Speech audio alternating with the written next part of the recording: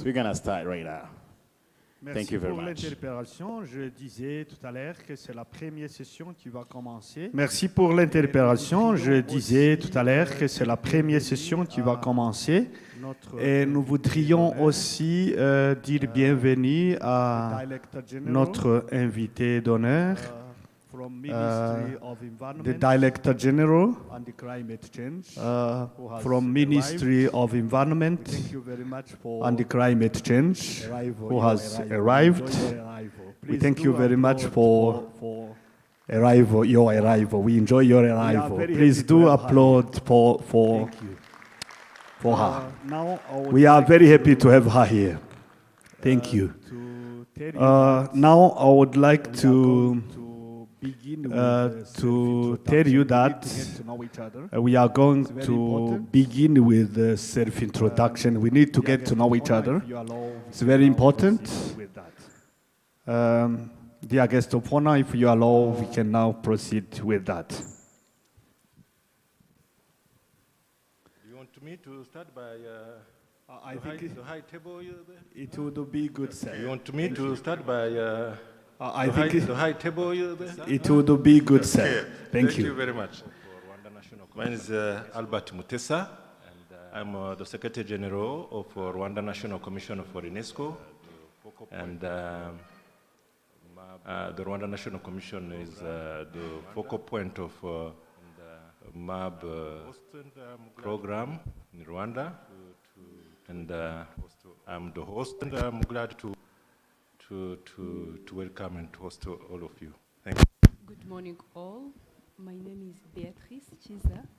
I am the Director. Good morning, General all. of Environment My and name Climate is Change Beatrice at the Chiza. Ministry of Environment. I am the Director General Here of representing the Environment Minister and of Climate Environment. Change at the Ministry of Environment, here representing the Minister of Environment. Thank you. Good morning. My name is Noline Raoundra Kotwasu. I'm working at UNESCO. Good morning. My name is Noline Raoundra Kotwasu. I'm working at UNESCO. I'm the director of the Division of Ecological and Earth Sciences, and I am the secretary of the MAP program, and I'm the proud founder of the AfriMAP network together with my colleagues. Thank you. Good morning, all. My name is Dansila Nyirarugero. Good morning, all. My name is Dansila Nyirarugero, the governor of Northern Province in Rwanda, this province. Good morning, everyone. My name is Hans Tulstrup. I work with the MAB Secretariat. Good morning, everyone. My name is Hans Tulstrup. I work with the MAB Secretariat at the UNESCO headquarters. I'm a member of New Orleans team and the new Chief of Section for Biosphere Reserves Networking and Capacity Building. It's a pleasure to be with you. My name is Adeshola Olatunde Adepoju. Thank you, Hans. My name is Adeshola Olatunde Adepoju from Nigeria, the focal point for the country, and the immediate past DG for Forest Research of Nigeria. I'm the chair at MAB ICC. Thank you. Good morning, everyone. My name is Samuel Patti. I work as a program specialist. Good morning, everyone. My name is Samuel Patti. I work as a program specialist at the UNESCO office in Addis Ababa. Thank you. Good morning. My name is Ben Alexander Mozambizi. Good morning. My name is Ben Alexander Mozambizi. I'm a national project officer and the Rwanda coordinator for UNESCO. Thank you. Good morning, everyone. My name is Mbali Mashelo. I'm with UNESCO. Good morning, everyone. My name is Mbali Mashelo. I'm with UNESCO Regional Office of Southern Africa. I'm here representing the program specialist, Guy Broek. I'm based in the Johannesburg Antenna office, and we implement projects for biosphere reserves. Thank you. Good morning, everyone. My name is Chieza Portia Chifamba. Good morning, everyone. My name is Chieza Portia Chifamba. I'm a committee member for the MAB in Zimbabwe, representing Professor Magaza, who is the chairperson. Good morning, everyone. My name is Romanos Wilhadi Tairo. Good morning, everyone. My name is Romanos Wilhadi Tairo from the National Environment Management Council, Tanzania, representing the national focal point for MAB activities in Tanzania. Thank you. My name is Bongani Maringa. I'm the chairperson of South African National. Good morning, colleagues. My name is Bongani Maringa. I'm the chairperson of South African National MEB Committee, and I'm also the focal point for the UNESCO MEB program in the country. Thank you. Bonjour. Good morning, everyone. I'm Teresfor Ngoga. Bonjour. Good morning, everyone. I'm Teresfor Ngoga, working as a conservation analyst at the Rwanda Development Board, and I'm a member of the National MAP Committee of the Republic of Rwanda. Morning, everybody. My name is Daudongom. Morning, everybody. My name is Daudongom. I am a professor of ecology at Cheikh Anta Diop University of Dakar and a member of the National MAP Committee of Senegal. Thank you. Bonjour, je suis Ndalo Olubanda Jérémy, point focal MAP de la République centrafricaine. Je vous remercie. Bonjour tout le monde, je m'appelle Danfatouma Mohamed Sanoussi. Bonjour tout le monde, je m'appelle Danfatouma Mohamed Sanoussi. Je suis conservateur de la réserve de biosphère de Gadebéji, qui est sous tutelle du ministère de l'Environnement. Donc je représente le point focal UNESCO au niveau de Niger. Je vous remercie. Good morning, ladies and gentlemen. I'm Matswana Skokotwana. Good morning, ladies and gentlemen. I'm Matswana Skokotwana from the National Commission for UNESCO in Lesotho. I'm representing the MEB committee as a secretariat at the committee and the focal point, which is the Ministry of Environment in Lesotho. Good morning, ladies and gentlemen. Good morning, ladies and gentlemen. My name is Boniface Kasamanyama from Kenya, chairman of Kenya MAB National Committee. Thank you. Bonjour à tous et à toutes. Je suis le docteur Adama Sangarine. Bonjour à tous et à toutes. Je suis le docteur Adama Sangarine, enseignant-chercheur, directeur national du service MAB Guinée et secrétaire exécutif permanent du comité national. Je vous remercie.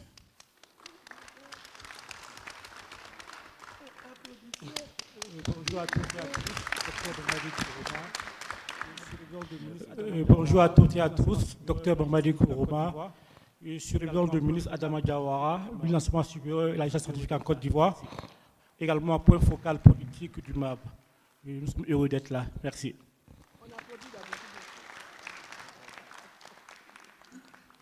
On applaudit d'abord.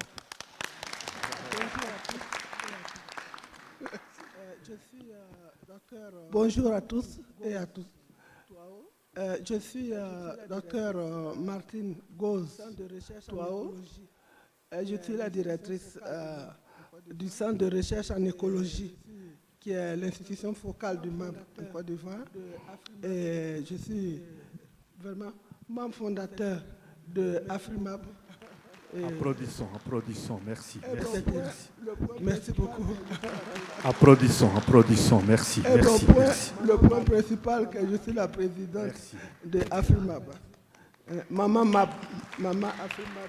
Merci d'être là. Je suis assistant du programme. Bonjour à tous, moi c'est Serge Guessou, je suis assistant du programme MAB en Côte d'Ivoire. Et je suis du centre de recherche en écologie de l'université Nongui à Brogoua. Applaudissons, applaudissons. Merci. Moi, c'est Dibloni Olo-Théophile. Je suis le chef. Bonjour à tous et à toutes.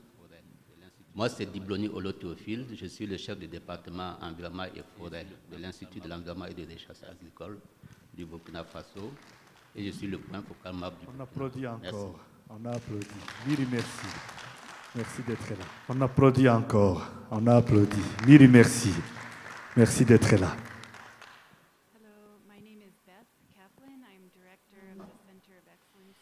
Hello, my name is Beth Kaplan. I'm Director of the Center of Excellence in Biodiversity and Natural Resource Management at the University of Rwanda, the UNESCO Category 2 Center. Thank you. Applaudissons, applaudissons. Merci, merci. Bonjour à toutes et à tous. Je suis le colonel Kone Drissa, je viens de la Côte d'Ivoire.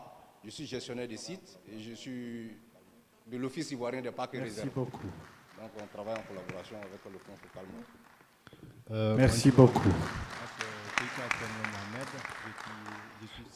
Bonjour à tous, moi c'est Keita Tianlo Mohamed, je suis chef section documentation et information au niveau du service national du programme sur l'homme et la biosphère du MAB Guinée. Merci. Merci beaucoup. Applaudissons, applaudissons. Merci. Good morning. My name is Prosper Uwingeri. I'm the Chief Park Warden of the Volcanoes BIOSPHERE Reserve, which is not far from here. So you are most welcome. Thank you. Good morning. Merci, merci, remercions. Chief Park Warden. Good morning. My name is Anaklet Udahera, Chief Park Warden, Gishwati Mukura Biosphere Reserve. This is a biosphere reserve located in the western province of Rwanda. Thank you. Merci, merci. Morning, I'm Benjamin Mgaukomeye, working with the International Gola Conservation Program. I'm based in Msanze, Rwanda, and I'm country coordinator for Rwanda program. Thank you. Merci beaucoup, merci, applaudissons.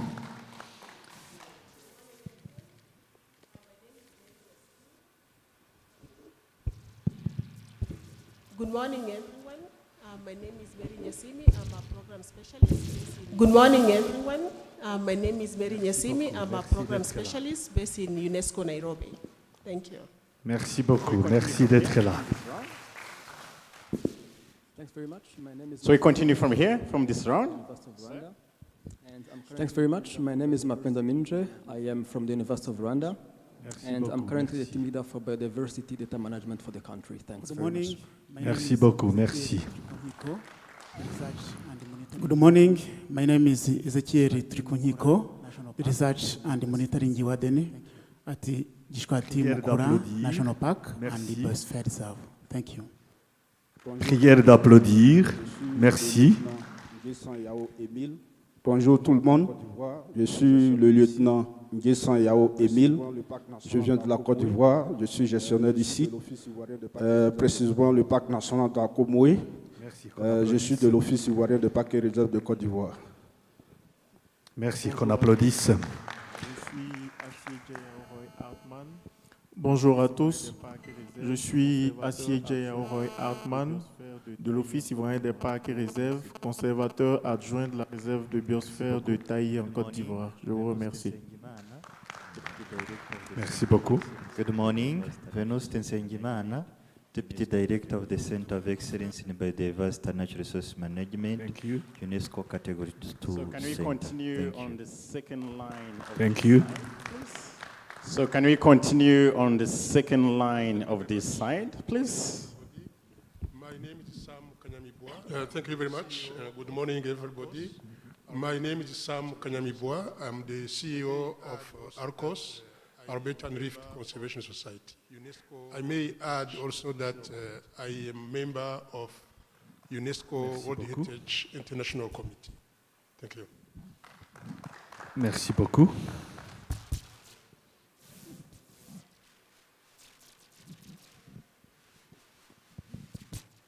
Morning, everyone. I'm Ramori Janvier. I'm the mayor of Morning, everyone. I'm Ramori Janvier.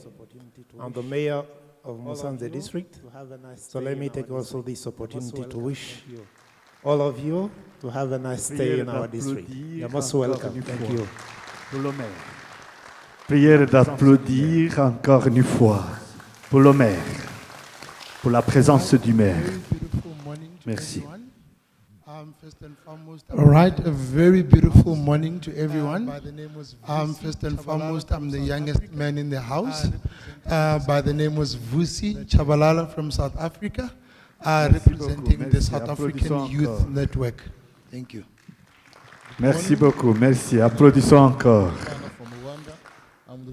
Good morning. My name is Protem Haimana from Rwanda. I'm the division manager of urban and rural planning at the National Land Authority. Thank you. Merci beaucoup, merci. Good morning. I'm happy to be here. I'm called Placide Nkurunziza Niragire. I work for RDB, especially in Gishwati Mukura National Park and Biosphere Reserve in Western Province of Rwanda. And I work for Community Conservation Program. Thank you so much. Merci beaucoup. Applaudissons encore. Good morning, everyone. My name is Jean-Paul Firua.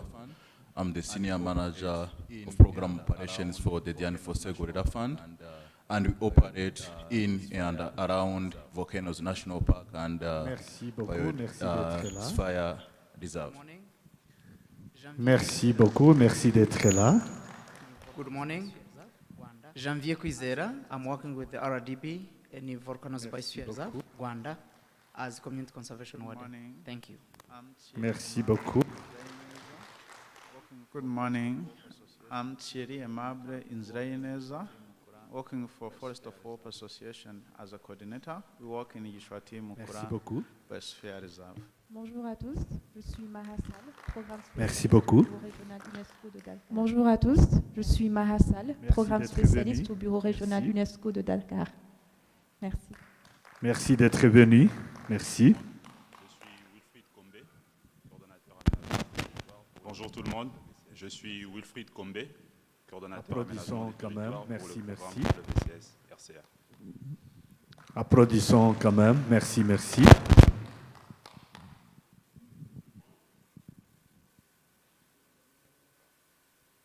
C'est parti. Bonjour tout le monde, mon nom c'est Ferin Touadjirachaka. C'est parti. Je suis directeur. Bonjour tout le monde, mon nom c'est Ferin Touadjirachaka. Je suis directeur pays de WSS en RCA, République centrafricaine. Nous sommes ici avec mon collègue. Le point focal Mabuchi nous a invité. Nous sommes en train de créer une réserve de biosphère au nord de la RCA, de grand 115 000 km². Donc nous espérons que notre demande sera acceptée. Il a déjà fait la demande avant qu'on commence. Prière d'applaudir. Merci. Il a déjà fait la demande avant qu'on commence la conférence, c'est très bon. Bonjour tout le monde, je suis Bandougou Diawara, spécialiste de programme Sciences Exactes et Naturelles au bureau régional de l'UNESCO pour l'Afrique centrale et nous travaillons bien avec WCS dans la création de la nouvelle réserve de biosphère au nord de la RCA. Merci. Merci. Prière d'applaudir. Merci. Yeah, good morning. My name is Fabi Habimana. I'm working with the Ministry of Education in charge of Science, Technology, Innovation and Research. Merci beaucoup. Prière d'applaudir.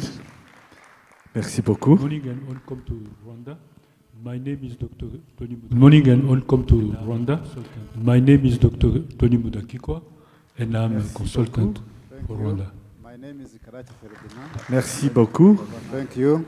My name is Karachi Ferdinand, advisor to the governor of the Northern Province, Rwanda. I think you can Merci beaucoup d'être venu.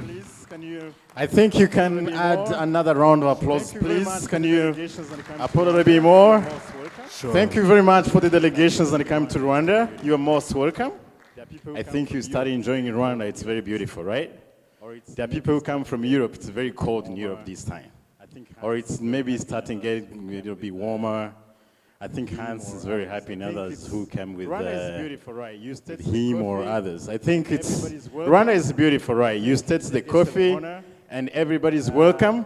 I think dear guests of honor, without taking much more time, I would like to welcome you to give the welcoming remarks. Sure. Please follow me. I'm going to accompany you. I know there is a very long journey here. I have to protect the governor. Come with me. Honorable gouverneur is going to be up there. Du Nord. Honorable gouverneur de notre province du Nord. Merci d'être là. Elle va nous dire aimons son monde d'ouverture.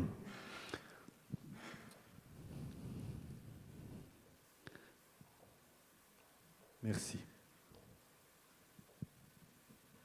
Merci.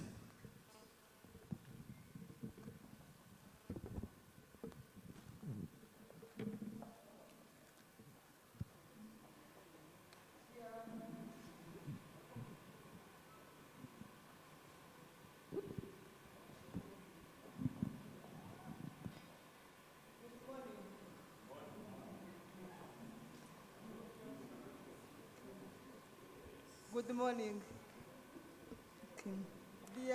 Good morning. Dear Secretary General of Rwanda National Commission of UNESCO, dear representative of Minister of Environment, dear distinguished representatives from UNESCO here present, dear distinguished different countries delegates here present, dear ladies and gentlemen, all protocols observed, good morning. My name is Dansira Nyirarugero. The governor of the Northern Province of Rwanda here. It is my great honor and a privilege to be with you at this opening session of the 7th General Assembly of the African Map and the Biosphere Reserves Network organized by the Rwanda National Commission of UNESCO in collaboration with UNESCO Map Secretariat, Ministry of Environment, Rwanda Development Board, German National Commission for UNESCO, and the Federal Ministry of the Environment, Nature Conservation, among others. On behalf of the leadership of the Northern Province, I take this opportunity to welcome you all in the Northern Province and thank UNESCO to choose Rwanda as the host of this important gathering.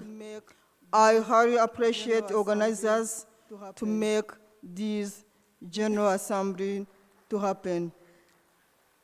Dear guests, I feel at home during your stay. Dear guests, I feel at home during your stay in the Northern Province. Ladies and gentlemen, we appreciate you very much. Ladies and gentlemen, we appreciate you very much for the theme chosen for this 7th General Assembly as ecosystem restoration in the context of sustainable development, African biosphere reserves, leading the way toward 2030.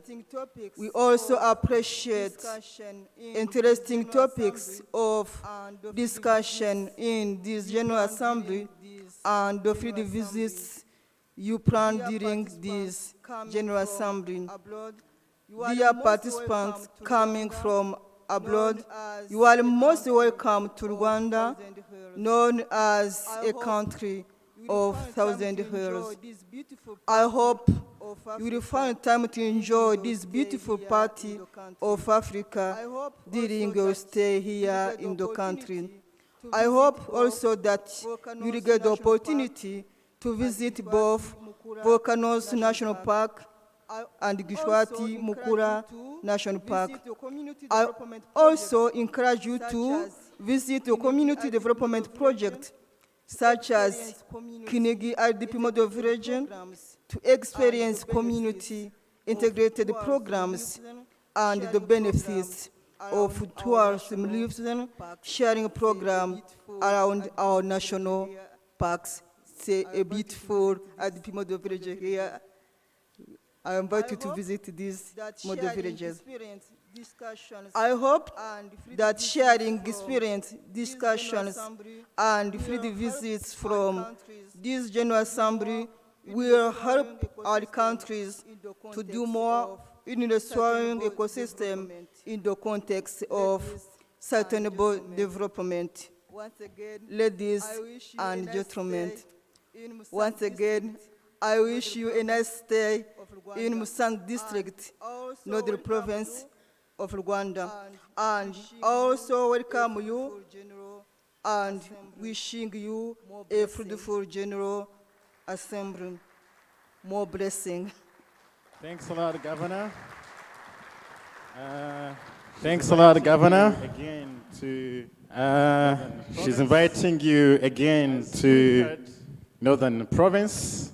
You know, as you heard, province is the home of gorilla. You know, the northern province is the home of gorillas, and the natural gorillas. If you're not aware, dear delegates and dear guests of honor, only Rwanda still has the natural gorillas around the world. There may be for something. So others, they are maybe for something, but you know, I'm just attracting you to come and visit. I know everywhere in the world, but I'm just inviting you to come and visit our gorillas. So, le pays est oui. attrayant.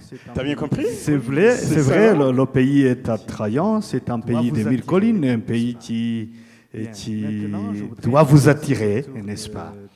Bien, maintenant, je voudrais annoncer le tour du secrétaire général de la commission de l'UNESCO au Rwanda. Merci beaucoup, veuillez l'accompagner. Merci beaucoup, veuillez l'accompagner. Applaudissons C'est votre siège ici. Applaudissons. Applaudissons encore. Merci beaucoup. C'est une grande personnalité.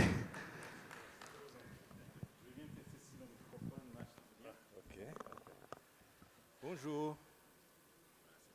Okay. Bonjour. Good morning, everyone.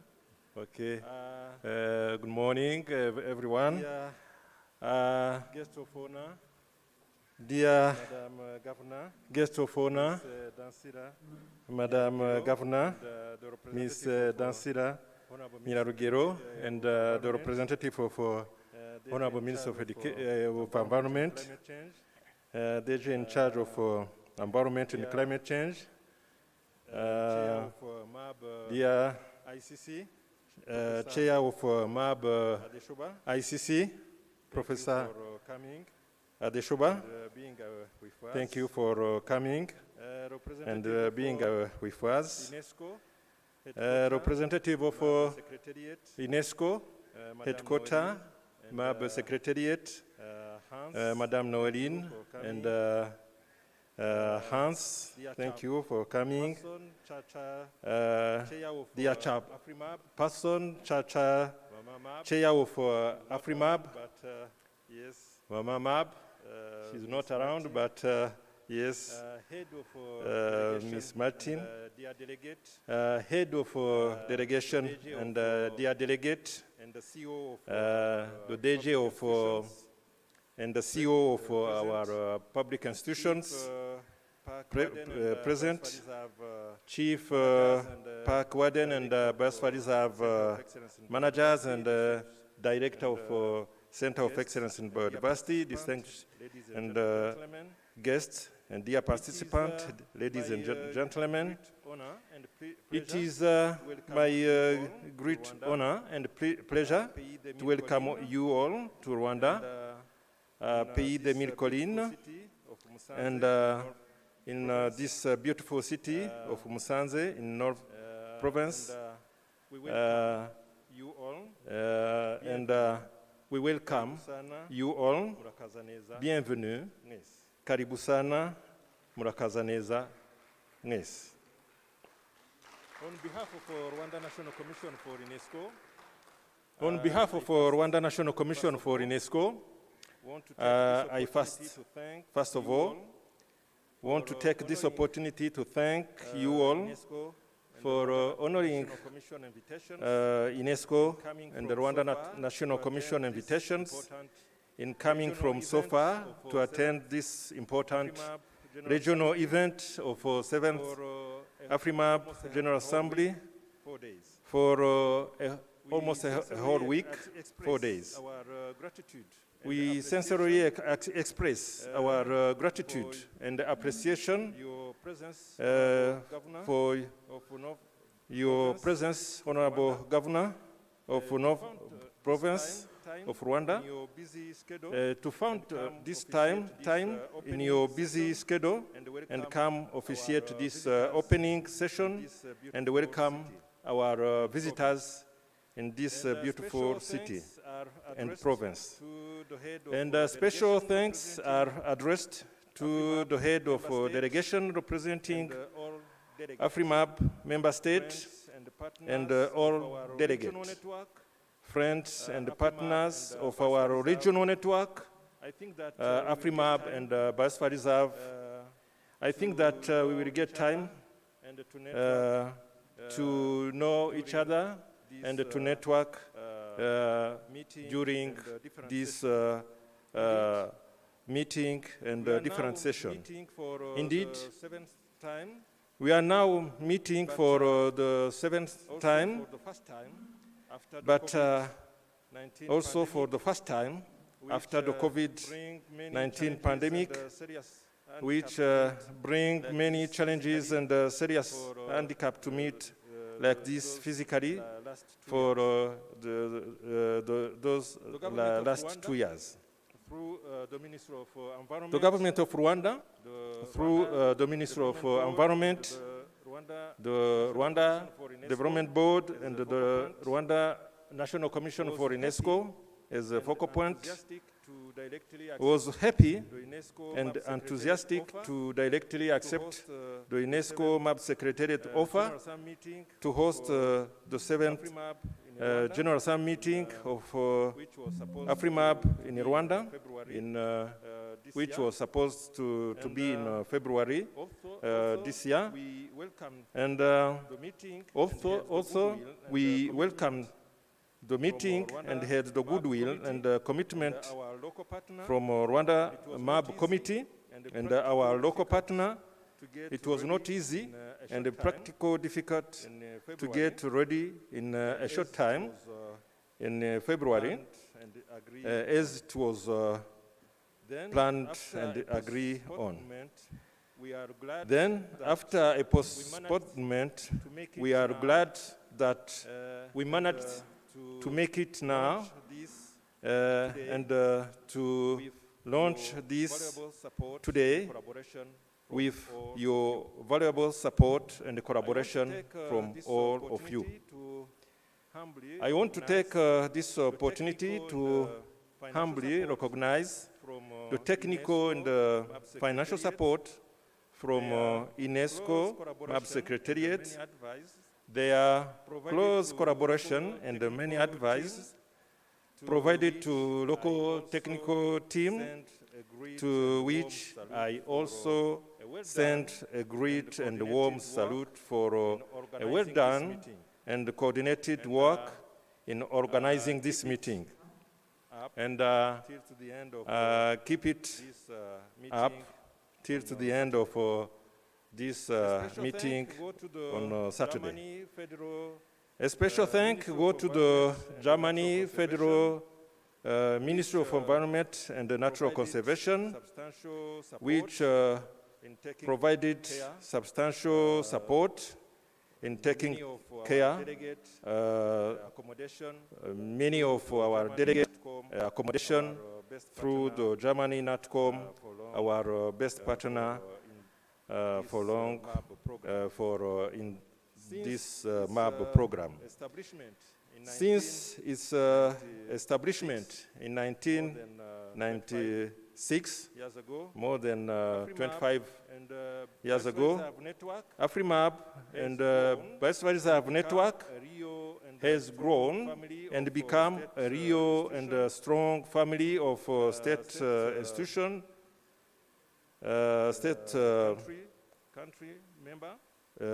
country member, as institution and individual, being professional researchers, scientists, managers in environmental and conservation issues.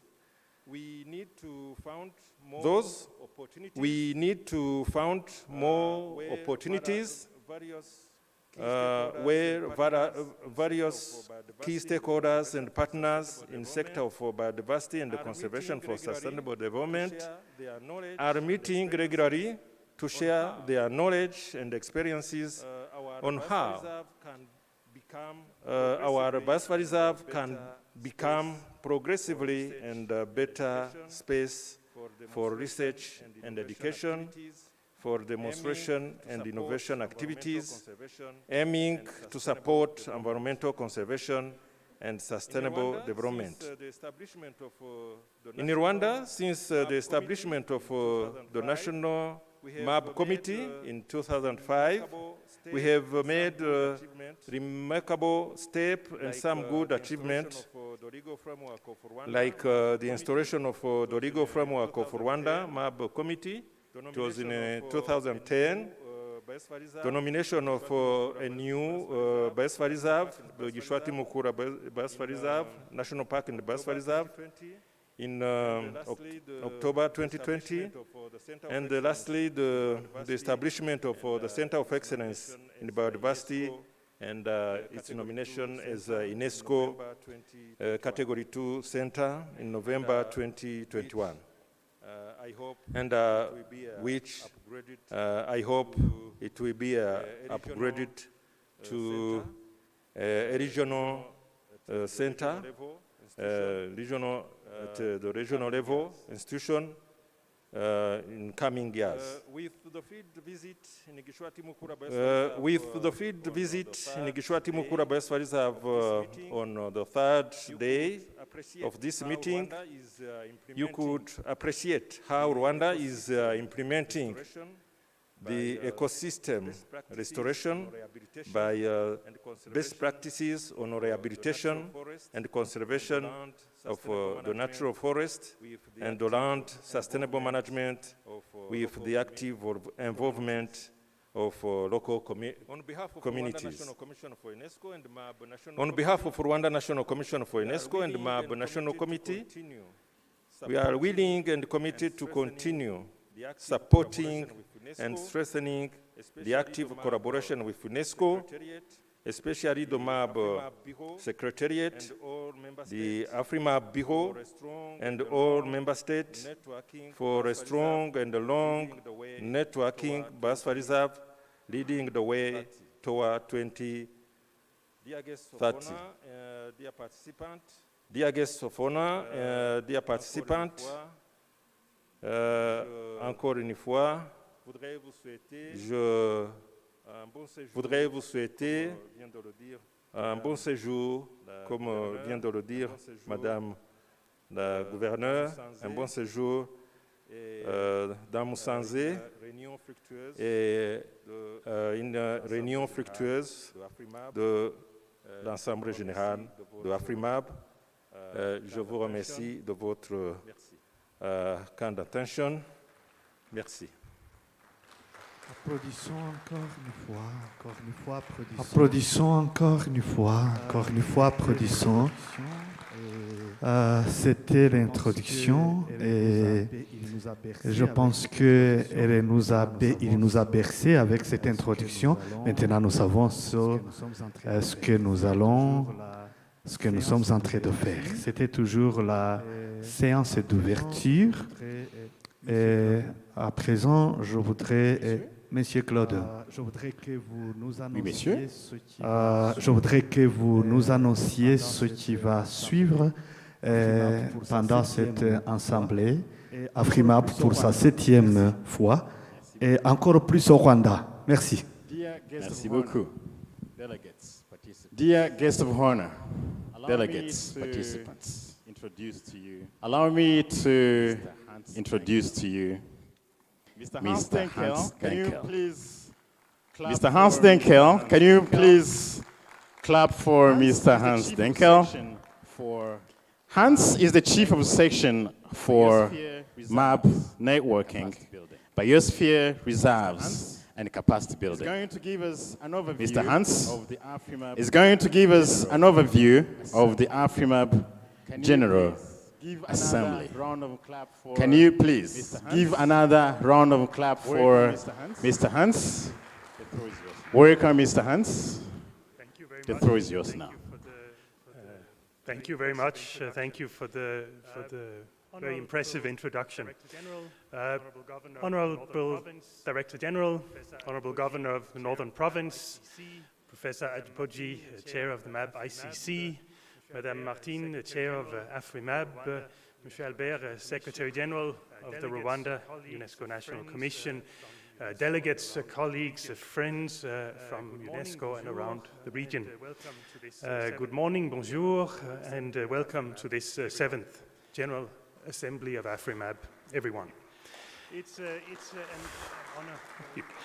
It's an honor, very honestly, an honor for me to be present with you today. I've worked for a long time with UNESCO in support of the World Network of Biosphere Reserves. 27 years this year, most of that time in the field, but not here in Africa. So to be welcomed here, it's very humbling and a great honor for me. So I thank you very much for the warm welcome. This is a MAB network, and in my experience with UNESCO, there is nothing more closer to the heart of what the Man in the Biosphere program does than its networks. We can do all the good things we want in our biosphere reserves, in our countries, in our sites, but to generate the added value that the MAB brings to that work, networks like AfriMAB are not just important, they are absolutely essential. This is the heart of what we do. This is my first interaction with AfriMAB, the first time I experienced a General Assembly. Many of you will know the network well, and you know what the General Assemblies are like. You are here because you know the value of the work and the importance of the network. And to those of you, AfriMAB needs no introduction. But just in case that there are a few of you who are new, who may be participating for the first time, like me, a few words of introduction about this week. I think the most important message I can give is to say that the AfriMAB General Assembly is your event. In addition to what happens on the stage, it's your opportunity to meet the friends, to make friends, meet colleagues from across the region, to learn from one another, to share, and also to make the most of the good company that you're in. After 3 years of COVID-19 restrictions, this is maybe the most important meeting that the AfriMAB network has ever had. Now, in the agenda, we're going to start this afternoon by established practice listening to a tour of the region with country reports. The reports will include updates on the work of MAB youth from across the region, showing the increasingly important voice of youth in not only this network, but across all the MAB community. We're also going to have the program take us to both of Rwanda's biosphere reserves, volcanoes and Gishwati Mukura landscape, during our field visit on Thursday, and you will hear much more about that later on. And those of you who are fortunate enough to be here on Saturday will have the opportunity to visit the Center of Excellence in Biodiversity and Natural Resource Management, an institution we will also hear much more about in just a few moments during its launching as a Category 2 center under the auspices of UNESCO. And as you can see on the banner behind me, we have a special dedicated theme for this event, as our Secretary General just referred to, ecosystem restoration. Now, I wasn't there at the last General Assembly, so I don't know for sure what you were thinking when you chose that theme. But I would guess that you may have done so because of the importance that Biosphere Reserve have for ecosystem restoration and for the relationship between people and nature. As a MAB community here in Africa and around the world, we have an essential role to play. So the timing of this meeting is important. We know that ecosystems support all life on Earth. Healthier ecosystems mean a healthier planet and healthier people. And in recognition of this, the United Nations General Assembly in 2019 proclaimed 2021 to 2030 as the UN Decade on Ecosystem Restoration. So we are also honoring the start of the decade here. Ecosystem restoration has a place in our own plans. The Lima Action Plan calls for member states, MAB national committees, national commissions for UNESCO and biosphere reserves to undertake research and ensure the long-term conservation of the socio-ecological systems of biosphere reserves, including restoration and appropriate management of degraded ecosystems. Biosphere reserves are places that are dedicated to understanding and improving the relationship between people and nature.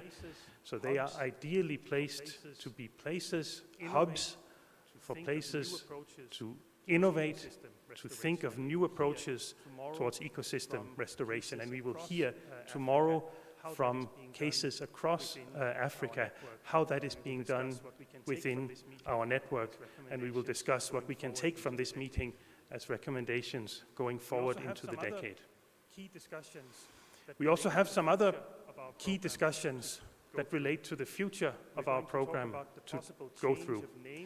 We're going to talk about the possible change of name for the Man in the Biosphere program, a name that is seen in some languages as being not as inclusive as it could be. So we're going to be discussing our views on that. We will talk about the next World Congress of Biosphere Reserves, which will take place in China in 2025, and the action plan that will be adopted at that event. And finally, this General Assembly is, of course, an opportunity to visit Rwanda and to make the most of your stay in this beautiful location that we are so fortunate to find ourselves. I'd like, in closing these brief remarks, to thank once again all of the Rwandan organizers and partners for the excellent arrangements made for this week's meetings. It's truly a privilege to be here with you. To all the delegates, participants, and the speakers, thank you for your inputs, for your efforts, and for being here. Apologies for any shortcomings on the side of us. I wish you all an excellent and enjoyable 7th AFRIMAB General Assembly. Thank you very much. Can you clap again for Mr. Hans? Can you clap again for Mr. Hans? Thank you very much, Mr. Hans, for your presentation about the overview of the AFRIMAB. Ladies and gentlemen, we are still working around the ecosystem restoration in the context of sustainable development. African biosphere reserves leading the way towards 2030. Ladies and gentlemen, allow me, with the permission of the guest of honor, of course, I know we are in your land, allow me to invite Miss Noeline Lao Ndrai. I'm really sorry if I pronounce very bad your name. That's not Rwandese. You're welcome on the stage. Can you please give her a round of applause? I have to accompany her to make sure that she's safe. I have to accompany her to make sure that she's safe. Ça c'est vrai et c'est poli. Nous allons aussi écouter d'elle ce que nous allons faire pendant ces jours. En français, on dit qu'on comprend en y prenant part. Nous avons eu la chance d'être ici. On applaudit encore, elle est là, elle est là. Merci beaucoup. Good morning, everyone. Bonjour à tous. Murakoze Nema. No, Murako. Sorry. Neza. Murako Neza. Sorry. Thank you, Dr. Nsengimana, for giving me the floor.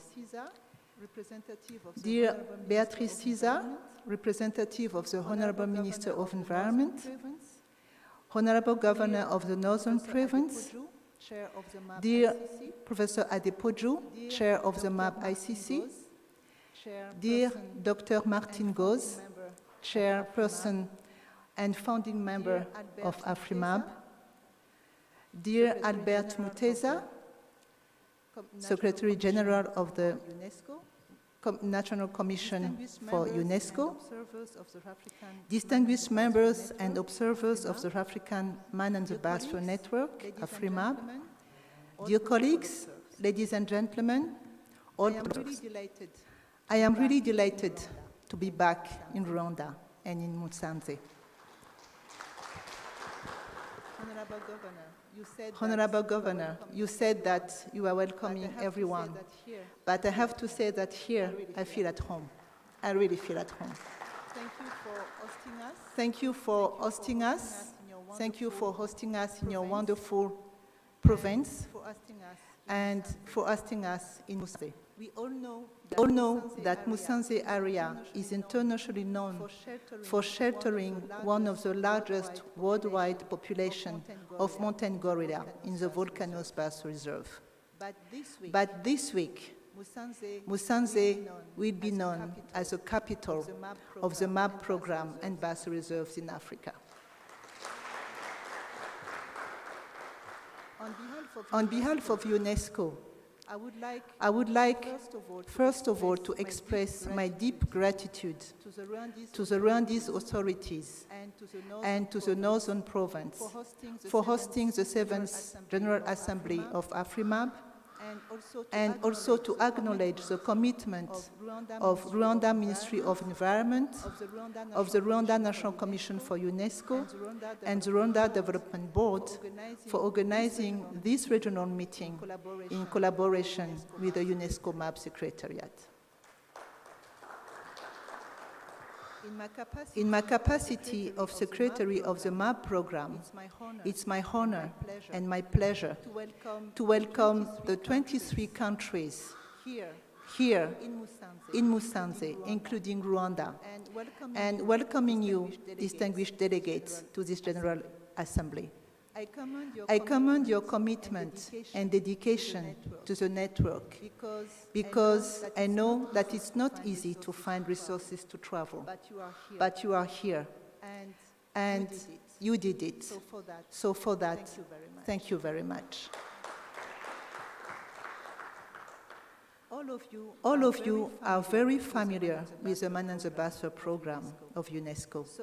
So my purpose will not be to present to you the AFRIMAB network nor the program. I think that Hans did it brilliantly. He did a very good overview of what is going on, what we are going to do this week, and also what are our further duties after this meeting. So it is our first face-to-face meeting after COVID-19. And I would like to take this opportunity to share with you some thoughts inspired not only by the COVID-19 pandemic, but also by the progress done so far by AFRIMAB. Let's start with a bit of history. And let me switch in French, and then I will come back to English. Le réseau africain du MAB et des réserves de biosphère a été créé en 1996 à Dakar par la conférence régionale pour forger la coopération sur les réserves de biosphère africaines pour la conservation de la biodiversité et le développement durable. Ce réseau a pour objectif de promouvoir à travers les réserves de biosphère la coopération régionale dans les domaines de la biodiversité, la conservation et le développement durable à travers des projets transfrontaliers. Je tiens ici à rendre hommage à notre présidente, Dr Martine Gauze, présidente d'AFRIMAB et qui est aussi présidente du comité MAB ivoirien, qui est l'un des membres fondateurs du réseau. Elle est venue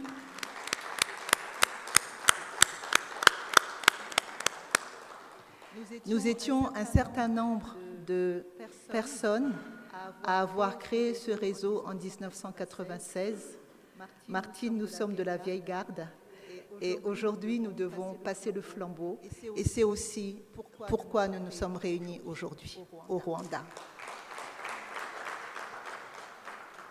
Je voudrais aussi remercier le comité MAB de Côte d'Ivoire en tant que pays président du réseau, d'être venu avec une impressionnante délégation, et ceci grâce au ministre de l'Enseignement supérieur de la Recherche scientifique de Côte d'Ivoire, qui est représenté ici par son directeur des affaires juridiques et de la coopération.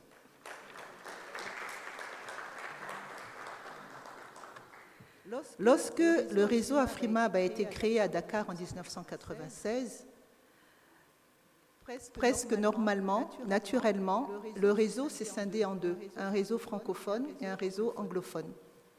C'est comme ça que ce réseau a commencé. Et le réseau a essayé de fonctionner tant bien que mal, mais il était évident qu'avoir deux réseaux différents n'est pas la meilleure façon de faire du réseautage et d'être un groupe et de contribuer au MAB et à l'agenda global. Donc, lorsque nous nous sommes réunis en 2007, à Cape Town, en Afrique du Sud, et je voudrais remercier l'Afrique du Sud pour cette réunion qui a été vraiment très importante pour le réseau.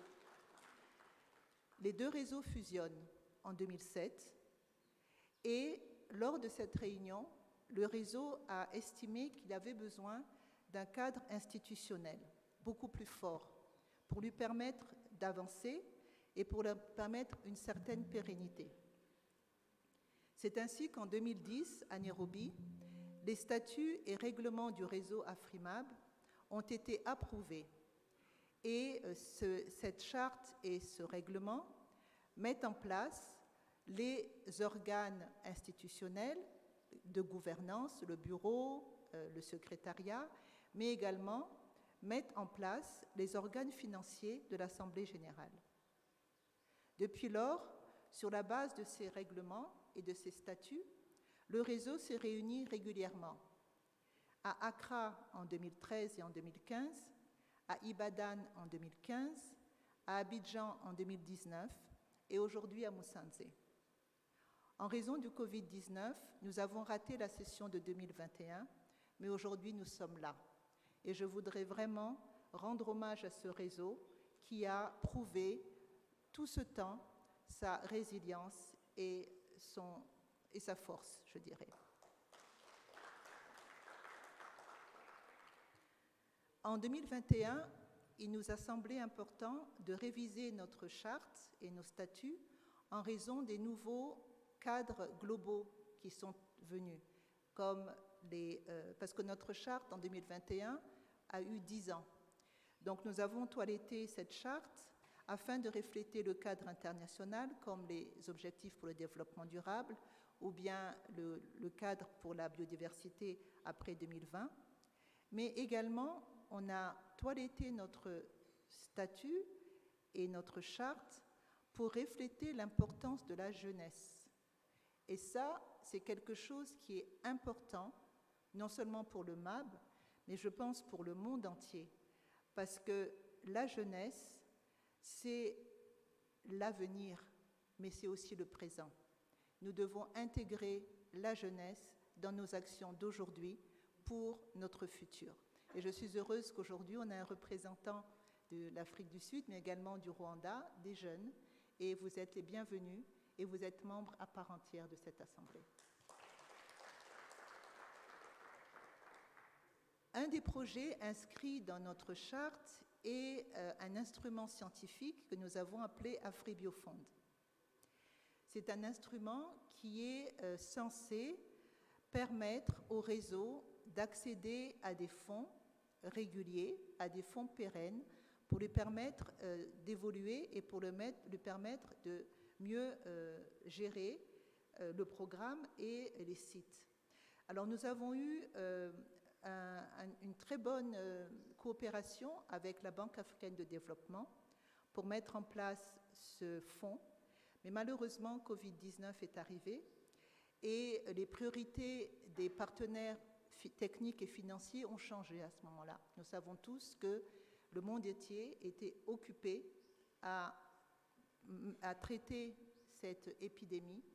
Et donc, la coopération qu'on a eue avec la Banque africaine de développement s'est un petit peu, je ne dirais pas arrêtée, mais je dirais un petit peu mise en veilleuse. Mais je suis persuadée qu'avec l'équipe de l'UNESCO et avec nous tous ici, nous pourrons de nouveau aller sur ce chemin d'AfriBioFund. Mais il y a aussi dans notre charte une provision pour que les pays puissent contribuer tous les ans 1 000 $ pour les activités régionales. Alors je voudrais juste ici rappeler cela et juste pour dire que pour le moment encore, peu de pays ont contribué.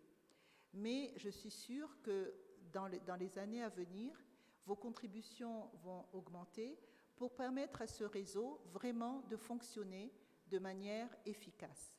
Et par contre, je voudrais remercier sincèrement les pays qui se sont déjà manifestés et qui ont contribué pour ce fonds de solidarité pour AfriMAB.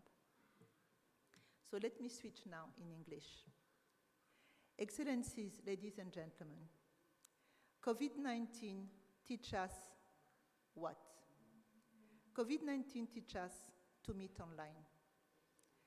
Platforms like Teams, Zoom are now our daily tools.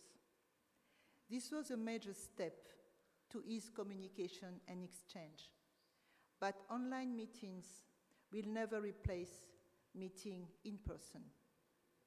The tools help us to foster our work together, but we still need to exchange, to know each other personally, and to build our bonds. This is why we are here to network.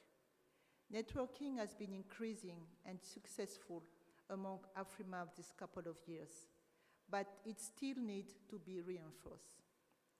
Social media are among the tools we have to where we can share information. Let's use it more.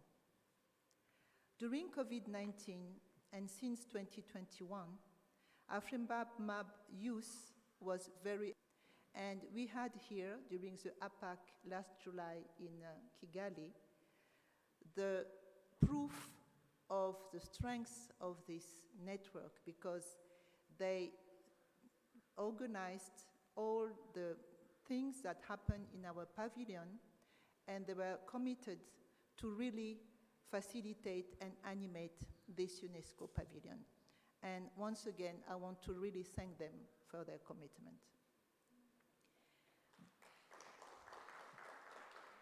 The African MAB youth, according to our new status and regulation, are part of the network, and they have a seat in the AFRIMAB Bureau.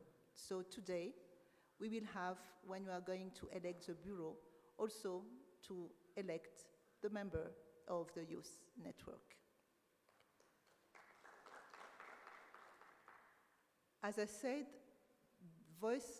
the youth voice is critical, not only for the future, but for now. And I do hope that they will be fully involved in the development of the next MAP strategy and Base Reserve Action Plan for 2025-2035. In 2020, Nigeria, an African country, and Professor Adepoju Adeshola was elected as the chair of the MAB International Council, the MAB International Coordinating Council. The MAB ICC is the highest governance body of the MAB program. It is composed by 34 elected countries, and it is the MAB Council which sets the policies and set all the themes that are for importance to the MAB program. And Professor Adepoju, who is with us here, is the chair, the proud African chair of the MAB ICC. And not only he has been elected in 2020, but he has been re-elected in 2022. And this Nigeria chairmanship brought for the first ever in Africa the MAP Council in 2021. It was the first time that the MAP Council, which is existing for 50 years, 51 years now, it's the first time it was held in Africa, and it was at the same time of the 50th anniversary of the MAP program. And this event in Nigeria was attended by UNESCO Director General. And it's not every time that we have our DG with us. So I think that the re-election of Nigeria, the fact that our UNESCO Director General was in Nigeria in 2021, is a recognition of Africa and a recognition of Africa, of AFRIMAB, to its contribution to the program. Throughout the years, since 1996, the AFRIMAB network has proven its resilience, its effectiveness. and its continued relevance. With a significant number of new nominations of BIOSPHERE received and new people involved in the program and the World Network of BIOSPHERE. Indeed, as a matter of evidence, within the 16 years since 2007, where the network was really gathering all together, the number of BIOSPHERE in Africa doubled, and the number of countries also doubled. We have now in Africa 90 BIOSPHERE in 33 countries, including 3 transboundary sites. And almost every year, African countries nominate new sites and implement map projects. Before ending my statement, let me please pay tribute to our host country, Rwanda. Albert already gave some achievements of the country. But I want to end in a quite personal note. As I said, Rwanda is a very special country to my heart. When I started my duty in Nairobi office, my first mission in East Africa was in Rwanda. And today it's my last mission as the director and as the secretary of the MAP program. So it started in Rwanda and it ends in Rwanda. And I'm so happy, so delighted to be here with you. Rwanda is a very special place. We know that it is home to a very known population of great apes, of gorillas, and I want to thank Rwanda Development Board and the Volcano Basso Reserve to have given me the opportunity yesterday to visit a family of gorillas in Kinigi, and thank you very much for that. The first time I visited the Volcano Basso Reserve and had the chance to visit a gorilla family was in 2008. And today, in 2023, I can tell you that I've seen the improvement. You have improved a lot. This Volcano Basso Reserve is really, for me, one of the greatest examples of what conservation and development means together. And you have been leading in the conservation area, as we all know, but you are also leading in the sustainable development area, combining conservation and development. During these years, I will just underline 2 achievements, the newest, I would say. The Volcano Basso Reserve used to be the only Basso Reserve in Rwanda since 1983, I think. But very recently, it has been joined by 1 new Basso Reserve, Gishwati Mukura. We are very proud of this Basso Reserve because it's really shaped as what a Basso Reserve should be. A site for sustainable development, a site where people and nature are thriving together. And we are very much happy that you achieved this, and congratulations for your second Basso Reserve. During the past years, you also achieved to establish 1 Category 2 center, the Center of Excellence for Natural Resources and Biodiversity. I have to tell you that around the world, UNESCO has established a lot of Category 2 centers. But in the MAP program, where this Center of Excellence is linked, we don't have so much because we want to have excellent, shining Center of Excellence. So we have only 4 in the world, and yours is one of them. So congratulations. Congratulations for your achievement, and congratulations for the good work you are doing so far. And for ending, I want to say that organizing a General Assembly of AFRIMAB, it's not an easy thing. And as Albert said, we did it in a very short time. And I want to congratulate the organizing committee for an amazing work, for an amazing organization. It was not easy. And on behalf of UNESCO team, I really want to thank you all for your support and for organizing this meeting. To end, as I will be retiring at the end of June this year, I want to wish AFRIMAB Network a long and successful life. It has been my pleasure and my honor to serve African member states and AFRIMAB.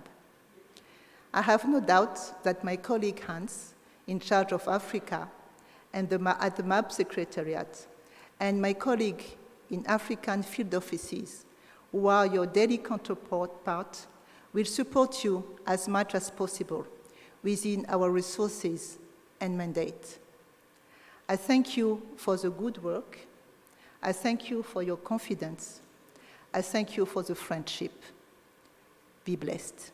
Thank you. Thank you very much. Applaudissez encore, s'il vous plaît.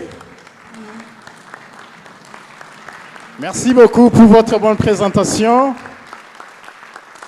Madame Noéline, the Director of Division of Ecological and Earth Science and Secretary, in the Biosphere Program Natural Science Sector at UNESCO. Thank you very much.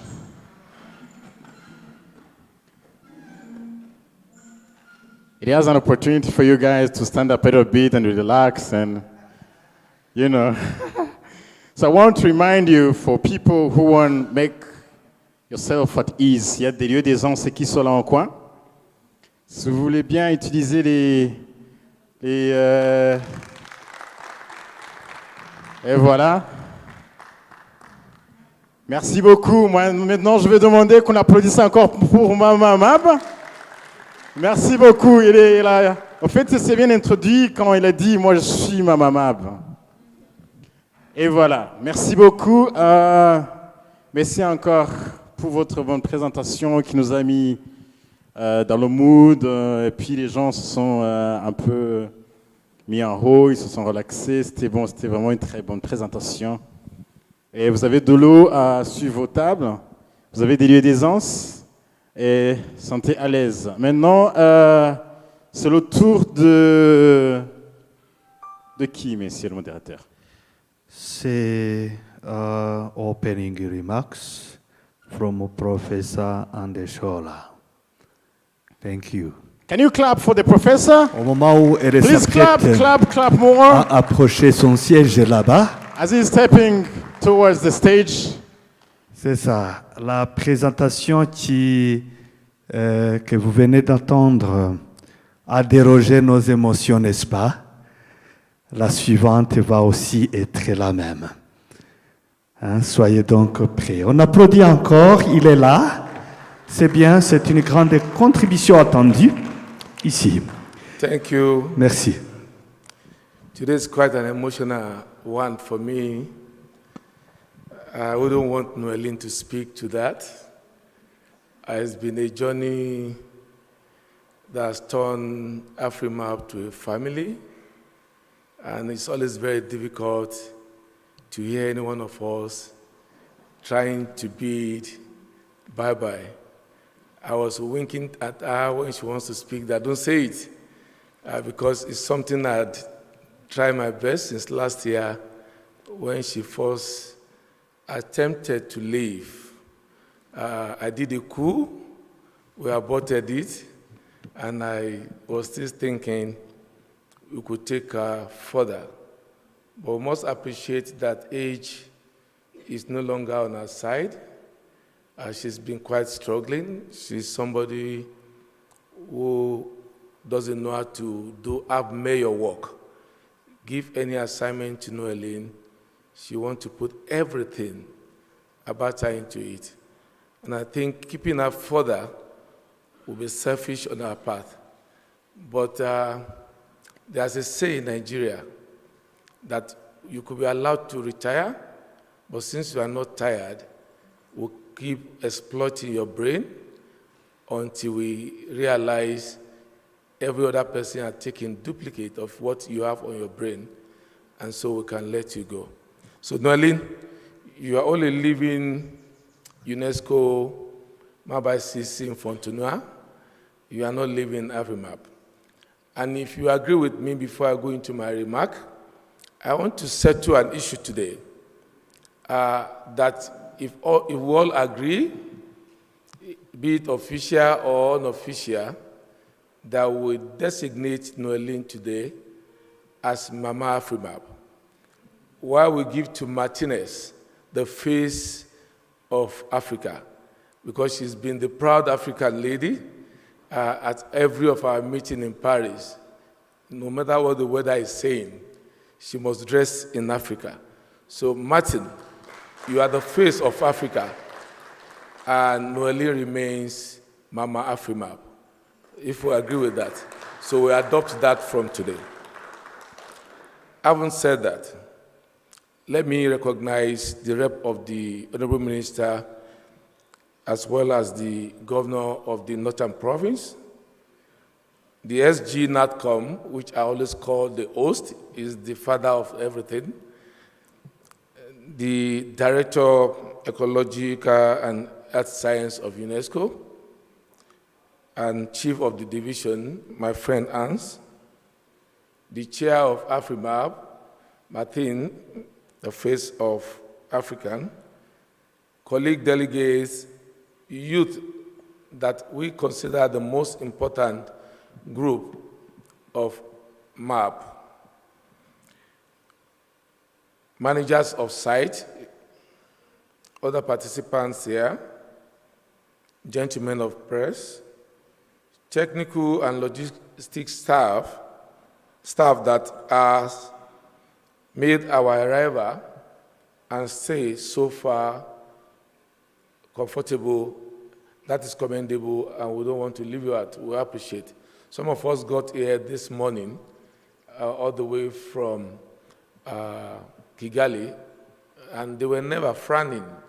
They were still friendly until they got us here. Please help us appreciate your staff, who have been more than commendable. So having said all of that, let me register that it's with great pleasure and delight that I welcome you all to the 7th General Assembly of the African Biosphere Reserve Network, AfriMap, graciously hosted by Rwanda government. We are grateful for this kind gesture. The last time we gathered like this was during the 6th General Assembly in Côte d'Ivoire that we call AfriCoast in 2019, just before the COVID pandemic. You will agree with me that the unprecedented outbreak of the pandemic taught us many lessons about resilience, even with its positive and negative impacts. The outbreak has taught us that any disease outbreak anywhere today could be a problem for the world tomorrow. The import of it all is we should learn to live in harmony with nature by valuing, conserving, restoring, maintaining, and utilizing sustainably ecosystem services provided by the forest at large. As such, the theme of this year's General Assembly could not have come at a better time than this, given the all-encompassing environmental challenges and threats to human existence on the planet Earth. The theme, ecosystem restoration in the context of sustainable development, African Biosphere Reserve, leading the way towards 2030. Call for urgent attention towards repairing the damage human activities have caused to natural ecosystem and seek to return them to an earlier state or to another state that is closely related to one unaltered by human activities. The overwhelming effect and consequences of natural ecosystem degradation, destruction, and damage is felt in all regions of the world. As such, we all have a role to play collectively in halting, reversing, and restoring the injured green planet for meaningful and sustainable development, particularly in the African region. I would like to use this opportunity to thank you for all the wonderful support given to Nigeria during the hosting of the 33rd session of MAB ICC in Abuja, Nigeria. It was an excellent event held for the first time in Africa. It couldn't have been more outstanding without your exceptional support and cooperation. It was after this event, during the 34th session in Paris, that was unanimously elected for the second term as the chair of MAB ICC. And at this junction, I must thank the DG UNESCO and Noeline for insisting that Africa has proven that they can lead and we must go another term. Thank you, Noeline, and please convey my regards to. Remarkably, 11 new biosphere reserves were added to the World Network of Biosphere Reserves during the last MAB ICC session. With this, the World Network of Biosphere Reserves now comprises of 738 biosphere reserves in 134 countries, including 22 transboundary sites, and I'm greatly delighted to welcome Chad and Zambia in the African region joining the network. However, while we are clamoring and advocating for more biosphere reserves, we need to ensure that the existing biosphere reserves and the National MAP Committee are functional, which has been the problem with African countries. Additionally, one of the key fallout of the 34th session was the renaming of Man and Biosphere Program. This was extensively discussed, while an open-ended working group was set up for further consultation. I will therefore urge the African region and other regions of the network to come up with its consensus submission for onward transmission to the open-ended working group and recommendations to the MAP ICC during our 35th session that will be coming up in June this year in Paris. However, we need to be cautious and meticulous about the process while retaining the long-lasting legacy of the MAP program. Finally, I want to further use the medium to encourage all member states in the African region to contribute towards the agreed $1,000 funding to finance activities in African Biosphere Reserve. AfriMap status. This is the right step in the right direction. At this junction, I acknowledge with thanks the support and cooperation received from various partners, countries, Vocal Point, UNESCO, NATCOM, national MAP committees, and funding agencies. I appreciate your interest in moving the MAP programs forward, particularly in Africa. Thank you for your attention. I wish everyone a successful celebration. Thank you. Thank you very much. Thank you. Can you give again a round of applause, please? Another round of applause to the chair, Igwe Professor. Thank you very much. Thank you. In his speech, he was giving salute to Mama Map. Everybody is saying Thank you very much, and salute to, I'm addressing you to Mama Mab. Everybody is saying thank you, saluting your efforts, your motivation, everything you've done to make the network. I have to turn on the microphone. Sorry. That's Mama Africa. This is Mama Africa. Applaudissez encore, s'il vous plaît. Applaudissez encore. Ça, c'est Mama Mab, Mama Africa, Mama Mab. Deux mamans très importantes dans notre conférence. C'est très bon. Merci beaucoup. Maintenant, je pense que nous arrivons à un moment très important. C'est vrai. Où nous allons recevoir notre invité d'honneur. Oui, mais avant, on peut fermer les yeux pour penser. Fermez les yeux, s'il vous plaît. Maman Africa, je te vois. Fermez les yeux. On voit quoi? On voit quoi? On voit tout cela. La terre. On voit les océans. On voit les montagnes de la province du Nord. Partout, de partout là où on a passé. Ce soir, hier. On voit la biodiversité, la faune et la flore.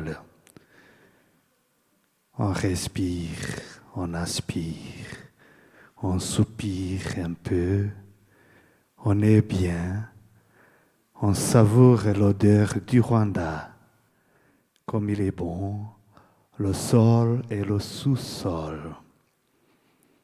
C'est bien, on voit les mots-clés, les mots importants. Écosystème, biosphère, la diversité des animaux et les plantes, la conservation. Merci beaucoup. Merci, merci. Claude, tu disais que c'est le moment d'inviter le DEJ, Madame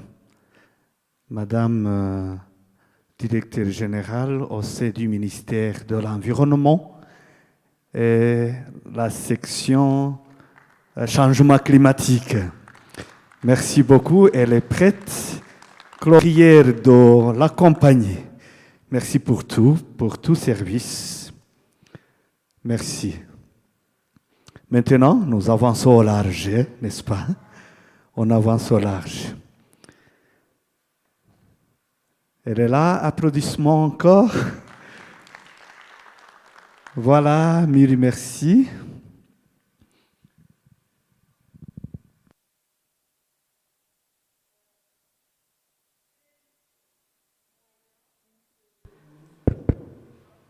Voilà, ça fonctionne. J'avais l'impression que c'était le yoga.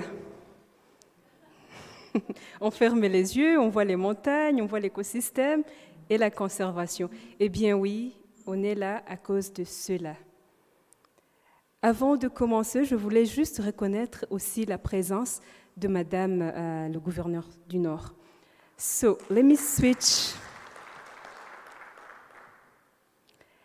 Honorable Governor of the Northern Province, Chair of Man and BIOSPHERE, MAB ICC, Secretary of the MAB Program, Secretary of the Rwandan National Commission for UNESCO, Mama Africa, membre fondatrice, comme on disait, distinguished ladies and gentlemen, and delegates from different parts of the world, and especially from Africa. Good morning, all. Bonjour à tous. On behalf of the Ministry of Environment, and specifically on behalf of the Minister of Environment, I really want to welcome us all to this 7th UNESCO AFRIMAB General Assembly. It's a great pleasure to be here, really. And this is a General Assembly. While we are talking about this theme of ecosystem restoration, and why ecosystem restoration, for us to see if we're going to reach the sustainable development, the goals we have set for 2030. And 2030, mind you, is just 7 years from now. So from the Ministry of Environment perspective, We're really happy to receive you here. With your presence, we know we have all hands to support us to conserve the environment, not only of Rwanda, but also global-wise, which means we are working as a national team, but in the global context. So thank you so much for bringing this 7th General Assembly here in Rwanda. I will not take much time explaining the ecosystem services, the importance of restoration. You're better placed to say that. Your presence today shows that you're better placed. But I want to say just one story. You may all know it, but let me just repeat it. For some people who read the famous book of the Bible, it seems one day all started with one man and a woman in a beautiful biosphere reserve. And all was beautiful. There was everything, ranging from trees, beautiful garden, flowers, which means pollinators were there as well, water, fruits, everything. And then the regulator said, you're here, you're going to use it, you're going to live in harmony with it. It means you will touch everything you want, but maybe if you touch on this one, there will be degradation. Maybe if you use this fruit, there will be no more restoration of it. Maybe it's an endemic species which will never, come back. Maybe it's a species which is going under extinction. You don't have to touch it. Then, if you do, you will die. What does that mean to today's world? If you cut trees the way you want, then you will die. There will be no water from all the functions of the tree. You will not have all the ecosystem services that are served through what we are using. So that's how it all started. And I wish we could understand that. I don't know if it's true or not, but that's the story, how it is. And the man said, yes, I know. I understand what you're saying. You mean we can use A, B, C, D, except that one. So they went and said, do you think if we use it, we will die? There was a woman discussing. And he said, no, we will not die. Actually, we will live, and we will live in even longer. And then, had they just touched that one, they started feeling the impacts. They started feeling the impact. So I'm just relating it to today's world. We are here gathering.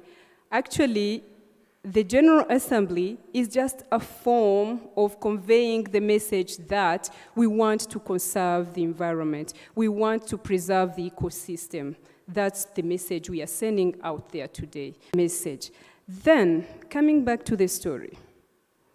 They used it, and they have started seeing the impact, which I now relate to what we are doing in this world. We have the biosphere reserves, and we have all the regulations. You cannot do this in a biosphere reserve. You have to protect the environment. At the Ministry of Environment, we have set the laws. We have the biodiversity law, and we have different other forms of fora where we really meet to protect the environment. Madame Noeline said that we have had the APAC, Africa Protected Areas Congress. Those are the efforts to show that we really need to protect the environment. But despite the laws, the strategies, the plans, and the structures we put in place, we are seeing degradation. We are seeing people using the biodiversity, the ecosystem, as they see please, which brings us all the consequences, and most of them are the exacerbation of the impact of the climate change that we are now facing and that we really want to tackle in consequences of not really abiding with the laws, with the regulations, and with what actually the nature is meant to be doing. We need to think about that one.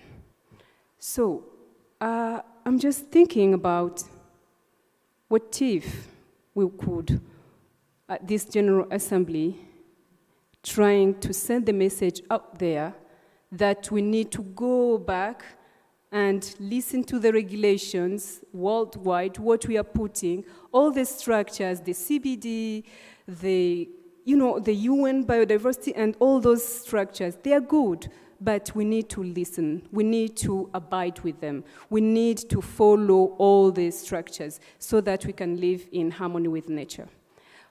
Honorable Minister of Environment likes to say, the nature can live without us, but the contrary is not true. We can't live without the nature. So to end, I just wanted to thank the UNESCO MAB Secretariat and the Rwanda MAB National Committee and all the partners to have organized this General Assembly here in Rwanda. And what a beautiful place to have this General Assembly. It's really, aspires us to what living in harmony with nature could look like, right? Thank you so much for inviting us, for putting it here.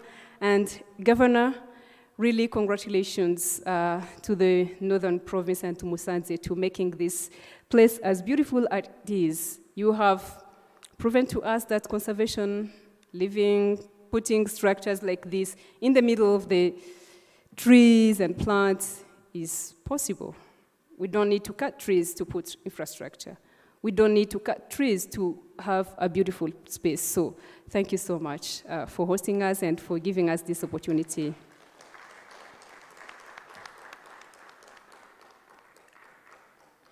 On behalf of the Honorable Minister of Environment in the Republic of Rwanda, we thank you again, all organizers, for this important meeting, and we look forward to the outcome of the meeting, and you have the full support of the Ministry of Environment in this endeavor. So I wish you a fruitful deliberation for these coming days.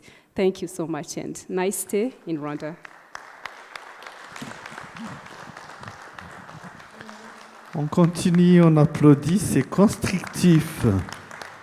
Très important, très important. Merci beaucoup, merci pour tout.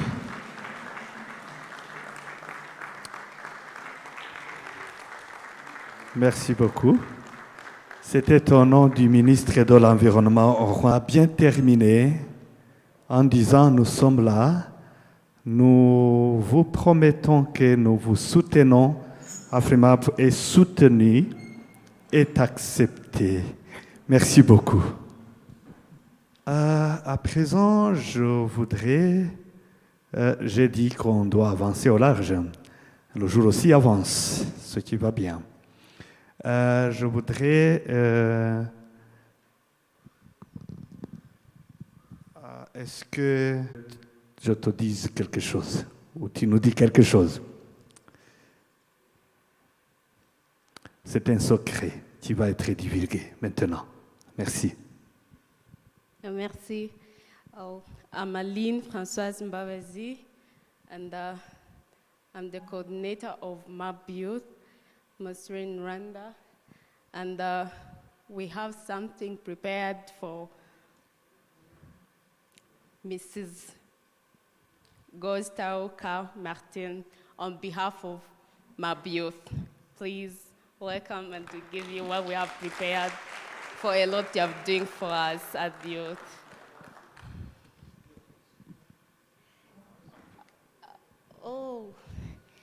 Je peux traduire. On a quelque chose comme un cadeau pour Maman africaine, Mrs. Guys. Welcome.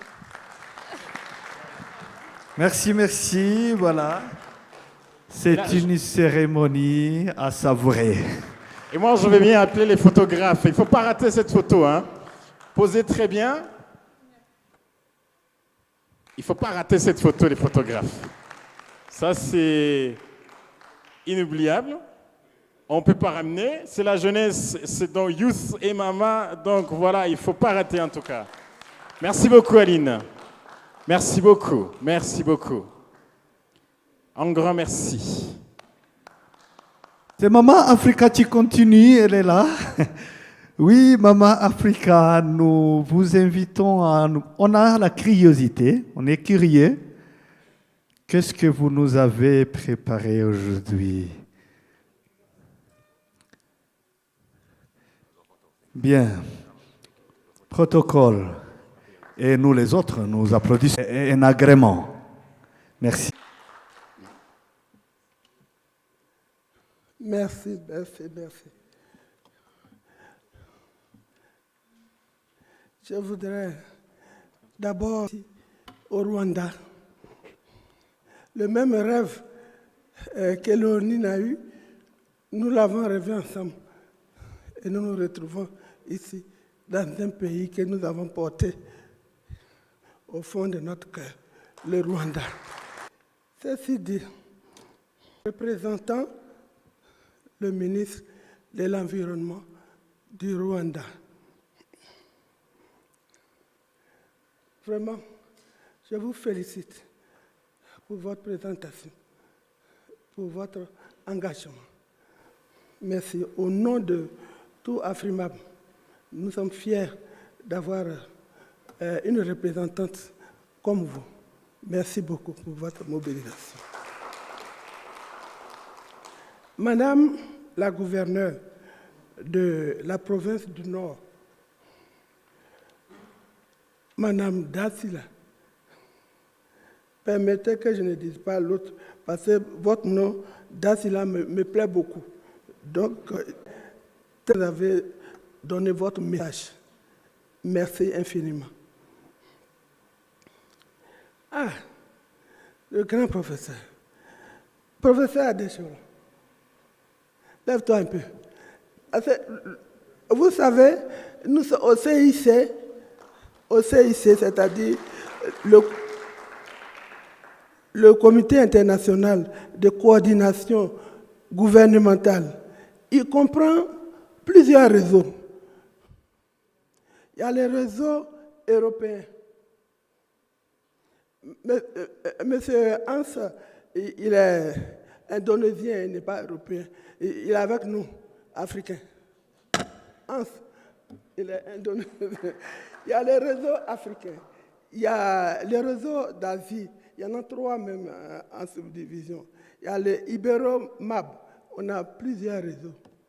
Alors, quand vous vous rendez compte que c'est un Africain qui est choisi par tous ces réseaux pour diriger le réseau mondial, n'est-ce pas une grande fierté pour nous tous? Et non seulement cela, le premier mandat a été une réussite. Ils ont doublé le mandat d'un nègre, un Africain.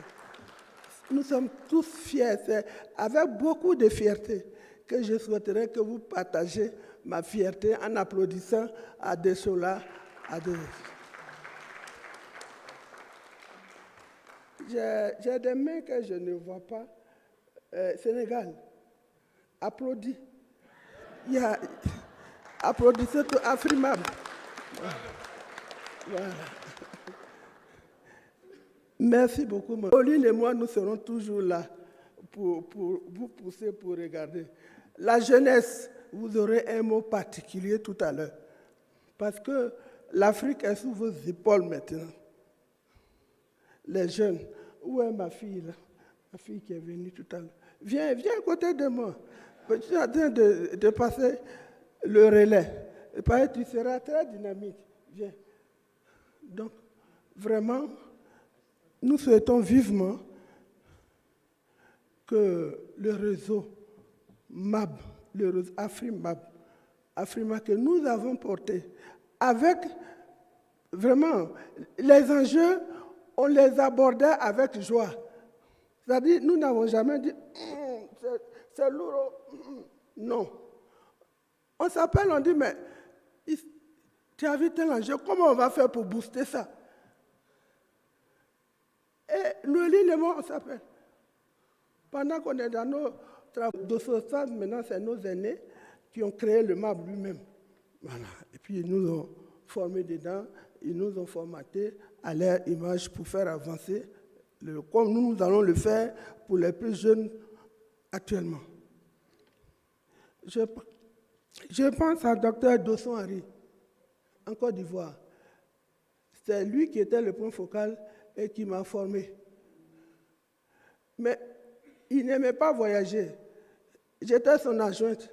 Et chaque fois qu'on dit aller au Sénégal, Martine, allez, c'est toi qui vas. Donc, il m'a appris à aller connaître les autres réserves de biosphère. Donc, il m'a formé réellement dans la matière des réserves de biosphère. Dosson Henry, paix à son âme. Merci. Nous connaissons tous, pour les plus jeunes, peut-être vous avez vu leur nom dans les documents. Docteur le ministre Bala Keïta.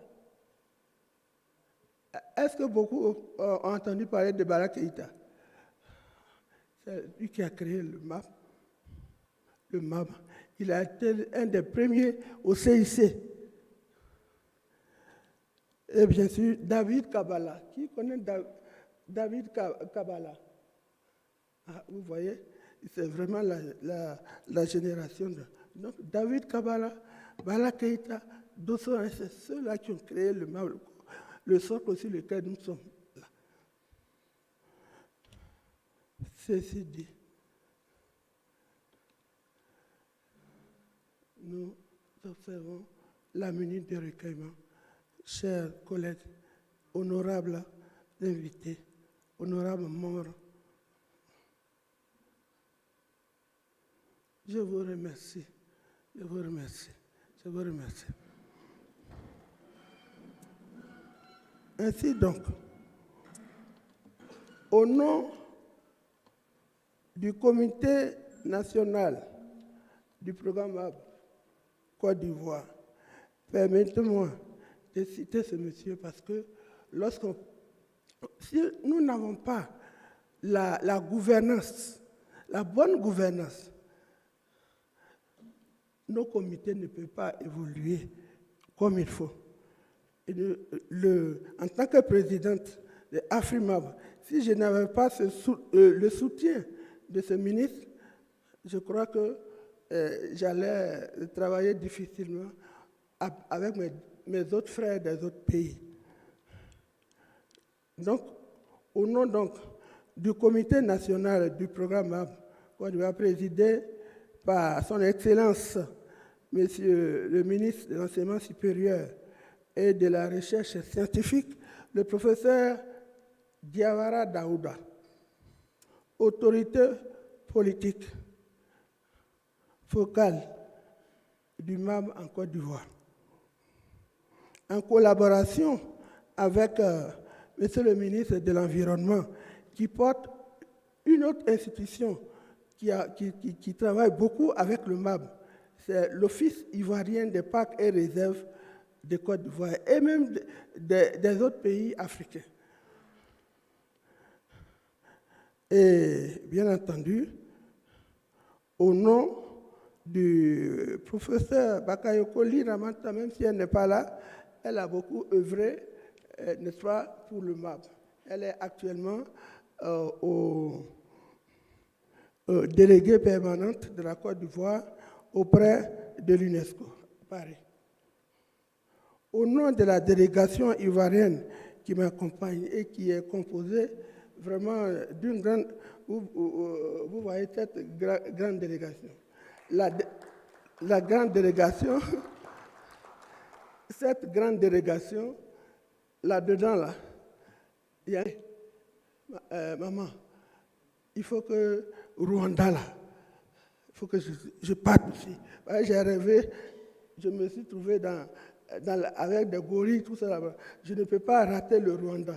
Il y a un autre qui dit, le Rwanda, j'avais Alors, quand on est arrivé à Kigali et qu'il a vu Kigali, il y a un qui est venu me dire, ah, Côte d'Ivoire là, ça va être chaud, hein? Et quand vous allez retourner là, bon, avancez, hein? On va vous suivre après. Donc, le Rwanda a conquis le cœur de mes frères et sœurs ivoiriens, africains du programme MAB qui sont là. Tout le monde est tombé amoureux. Donc, vraiment, merci beaucoup pour l'accueil que vous nous avez. On n'est pas surpris, mais merci vraiment au nom de tous mes collègues de AFRIMAB. Nous avons vraiment été honorés. N'est-ce pas, mes collègues? Donc, je n'ai pas entendu vos applaudissements. Applaudissez le Rwanda. Applaudissez encore plus fort. De faire du réseautage et d'être un groupe et de contribuer au MAB et à l'agenda global. Maintenant, donc, lorsque nous nous sommes réunis en 2007 à Cape Town, en Afrique du Sud, et je voudrais remercier... Applaudissez encore plus fort. On a fait beaucoup de choses ensemble, donc elle a vraiment parlé de nos travaux, de nos réussites. Maintenant, donc je vais donner je crois que Madame pour appuyer, Noéline a déjà... D'abord, pour son discours est presque identique. Parce qu'on a travaillé ensemble, on a fait beaucoup de choses ensemble, donc elle a vraiment parlé de nos travaux, de nos réussites ensemble. Donc je vais donner quelques éléments quand même pour appuyer ce qu'elle a dit. D'abord, pour les jeunes, l'Afrique d'aujourd'hui, de demain, le renforcement de la jeunesse, c'est vous. Je voudrais insister là-dessus. Organisez-vous. Même Youth, nous sommes encore. Il faudrait que tous les pays, mamans sont là, les papas sont là, pour vous pousser. Et le Mab Youth. Il faut que les jeunes se mobilisent. Parce qu'aujourd'hui, l'Afrique d'aujourd'hui, de demain, le comité national c'est vous. Les jeunes soient déjà présents dans le bureau. Organisez-vous. Nous sommes encore présents. Les mamans sont là, les papas sont là. Pour vous pousser encore. Je compte sur tous les comités qui sont là. Donc, ce membre, il y a aussi, il faudrait que dans les comités nationaux du MAP, les jeunes soient déjà présents dans le bureau. Ils soient présents, responsabilisés dans le bureau. Voilà, merci. Je compte sur tous les comités qui sont là. Il y a aussi un élément, le programme dont Noline me laisse le soin d'en parler, c'est le plan. Donne-moi un peu d'eau. Lorsque le concept MAB a été créé en 1911 à votre santé, on a pensé en même temps à la formation des experts africains qui vont animer le programme ERAIF. Donc l'ERAIF a été c'est un élément du MAB. Lorsque le concept MAB a été créé en 1971, il ne faut pas causer. On a pensé en même temps à la formation des experts africains qui vont animer ce comité MAB. Donc l'ERAIF a été... Tu peux me donner la définition de l'ERAIF? C'est l'école régionale d'aménagement intégré des forêts et territoires. Il ne faut pas causer. L'ERAIF, il faut donner la définition de l'ERAIF. Je te passe la parole. C'est Noéline qui va vous donner la définition de l'ERAIF. L'école qui peut me donner la définition de l'ERAIF? C'est l'école régionale d'aménagement intégré des forêts et territoires tropicaux. C'est tellement développé que actuellement, les membres de AFRIMAB. Nous sommes dans la phase Noéline qui doit vous donner la définition de ERAIF. Donc, pour l'Afrique de l'Ouest, l'extension a commencé prochainement. Connaissez tous les outils du MAB. Parce que l'ERAIF, c'est le MAB. Après l'Afrique de l'Ouest. Mais l'ERAIF, c'est tellement développé que actuellement, il a pris son envol. les bases Nous sommes dans la phase de l'extension. Sinon, l'Inde, donc pour l'Afrique de l'Ouest, l'extension a commencé avec la base en Côte d'Ivoire, mais pour l'Afrique de l'Ouest. Après l'Afrique de l'Ouest, toutes les autres régions d'Afrique, comme il faut, doivent avoir les IRIFT, les bases IRIFT. Ce programme-là, sinon l'Inde est intéressée, ils veulent le modèle IRIFT pour l'Afrique. Donc nous qui avons créé notre chose là en Afrique, on a qu'à d'abord nous en approprier et développer ça comme il faut. Donc je crois que ce programme-là, l'équipe du Rwanda, nous avons fait en assemblée générale, faire en sorte qu'en ligne, les RAIFT pour l'Afrique, les réunions, les différentes réunions pour la mobilisation des jeunes, pour les informations sur le 50e, tous les autres éléments, comme que nous avons fait en assemblée générale, en ligne, les réunions, les différentes réunions pour la mobilisation des jeunes, pour les informations sur le 50e anniversaire, le 50e anniversaire du MAB, et aussi les impacts du Covid, la région, nous devons faire en sorte que la sous-région, les enjeux africains puissent être vraiment pour les gagner. Maintenant, les habitats de grands singes. Quel élément il y a également? Il y a, bien sûr, la région, Noéline en a parlé également, la sous-région africaine, Afrimab, pour les réserves de biosphère abritant les habitats de grands singes. Ça, quand on parle de singes, sérieusement, si c'est pas chez les Blancs là-bas, c'est chez nous. Alors, il ne faudrait pas que ce soit une affaire de bad. Nous développons vraiment ce programme. Dans chaque sous-région africaine, nous travaillons bien ce programme. Nous faisons de ce programme un programme mondial. Merci. Il y a beaucoup de choses. Quand on parle de singes, de machin, ce n'est pas chez les Blancs là-bas, c'est chez nous. Alors, si nous développons vraiment ce programme et qu'il brille dans le monde, dans le réseau mondial, on ne peut rien réaliser sans notre fierté. On va pas toujours. Merci. Il y a beaucoup de choses, certainement, mais elle en a déjà parlé. Nous avons le fonds. Nous avons terminé par des ressources. Elle en a parlé, c'est un fonds qui est très essentiel. On n'a pas fait regarder. On ne peut rien réaliser sans argent. L'Union européenne. On ne va pas toujours aller nous mener à l'Union européenne. Donnez-nous l'argent. Mais nous-mêmes en Afrique, nous avons des stratégies, nous avons des ressources que nous devons mettre. Si nos réseaux on n'a pas fait regarder bien ficelés, et qu'ils ont des activités phares qui génèrent nous-mêmes des ressources. On peut. C'est possible. On peut et on va gagner entre nous si on s'entraide, si nos réseaux sont bien ficelés et qu'ils ont des activités phares qui génèrent des ressources. La 7e AG, là, il faut Rwanda, nous allons vous donner le MAB, je ne sais pas, mais nous faisons Adetola. Voilà, ce MAB au Rwanda, il va briller plus qu'en Côte d'Ivoire, il va briller plus que la 7e AG, là. Il faut que ce soit une... Merci beaucoup. Maman Africa, avant de quitter le stage. Je ne sais pas où il est parti. Adetola. Voilà, Adetola. Qui révèle, qui ne voulait plus partir en Côte d'Ivoire, l'Afrique. C'est lui. Oh, c'est le bras droit du ministre là-bas. Ce n'est pas un problème, il veut me donner. Il ne va plus partir en Côte d'Ivoire. Il dit non. Merci beaucoup. Maman Africa, avant de quitter le stage. Il est le directeur, vous voyez, des affaires juridiques. L'un de ceux qui révèlent, qui ne voulait plus partir en Côte d'Ivoire là.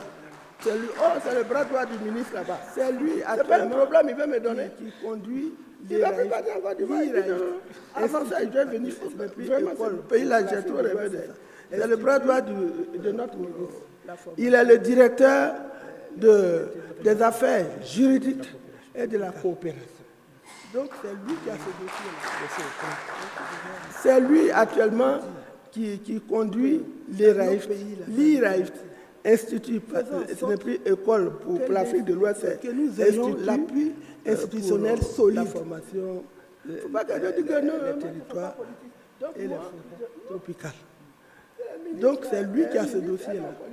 Il faut aller là-bas. T'as pas pour dire que j'ai mon projet dans nos pays. J'ai des jeunes. Moi, j'ai plein de jeunes faisant en sorte derrière nous parce que nous ayons l'appui institutionnel solide. Il ne faut pas que je dise que non, moi, c'est pas politique. Donc moi, je dois aller taper aux portes. Ministre, non, parfois même humilié là-bas. Taper aux portes pour dire que ministre là. J'ai mon projet, j'ai des jeunes. Moi, j'ai plein de jeunes derrière nous parce que quand je suis devant, ils pensent que tous les problèmes peuvent être résolus par moi. Oh, c'est pas évident. Je dois aller taper aux portes de votre ministre là. Parfois même humilié. Parce que vous n'êtes pas. Et c'est ce ministre-là qui aime le MAB et qui a fait du MAB son affaire. Il va voir. Et c'est lui. Vous avez compris cela, cher ministre de Afrima, qui m'a soutenu. Parce que chaque pays, chers collègues, est représenté dans Afrima. Il faut que dans vos pays, vous ayez au moins votre ministre là. Ne le fouillez pas parce que vous n'êtes pas de son parti. Oubliez tout ça. Allez-y le voir, il va vous appuyer, il va vous... Vous avez compris cela, cher de Afrima. Qui veut profiter de votre parce que chaque pays est représenté dans Afrima. Vous m'avez suivi. Donc je vais lui passer la parole pour qu'il donne les deux mots. Il est vraiment difficile pour moi de passer après un tel dinosaure. J'aimerais bien en fait, avant de quitter la scène, il y a beaucoup de monde qui veut profiter de votre photo. Avant de partir, prenez place sur le livre de la Genèse. Je dirais que je me sens très proche de Dieu quand je suis ici à Moussanzé. Il est vraiment difficile pour moi de passer après un tel dinosaure. Je peux presque mes mots, mais bon, je vais me prêter à l'exercice.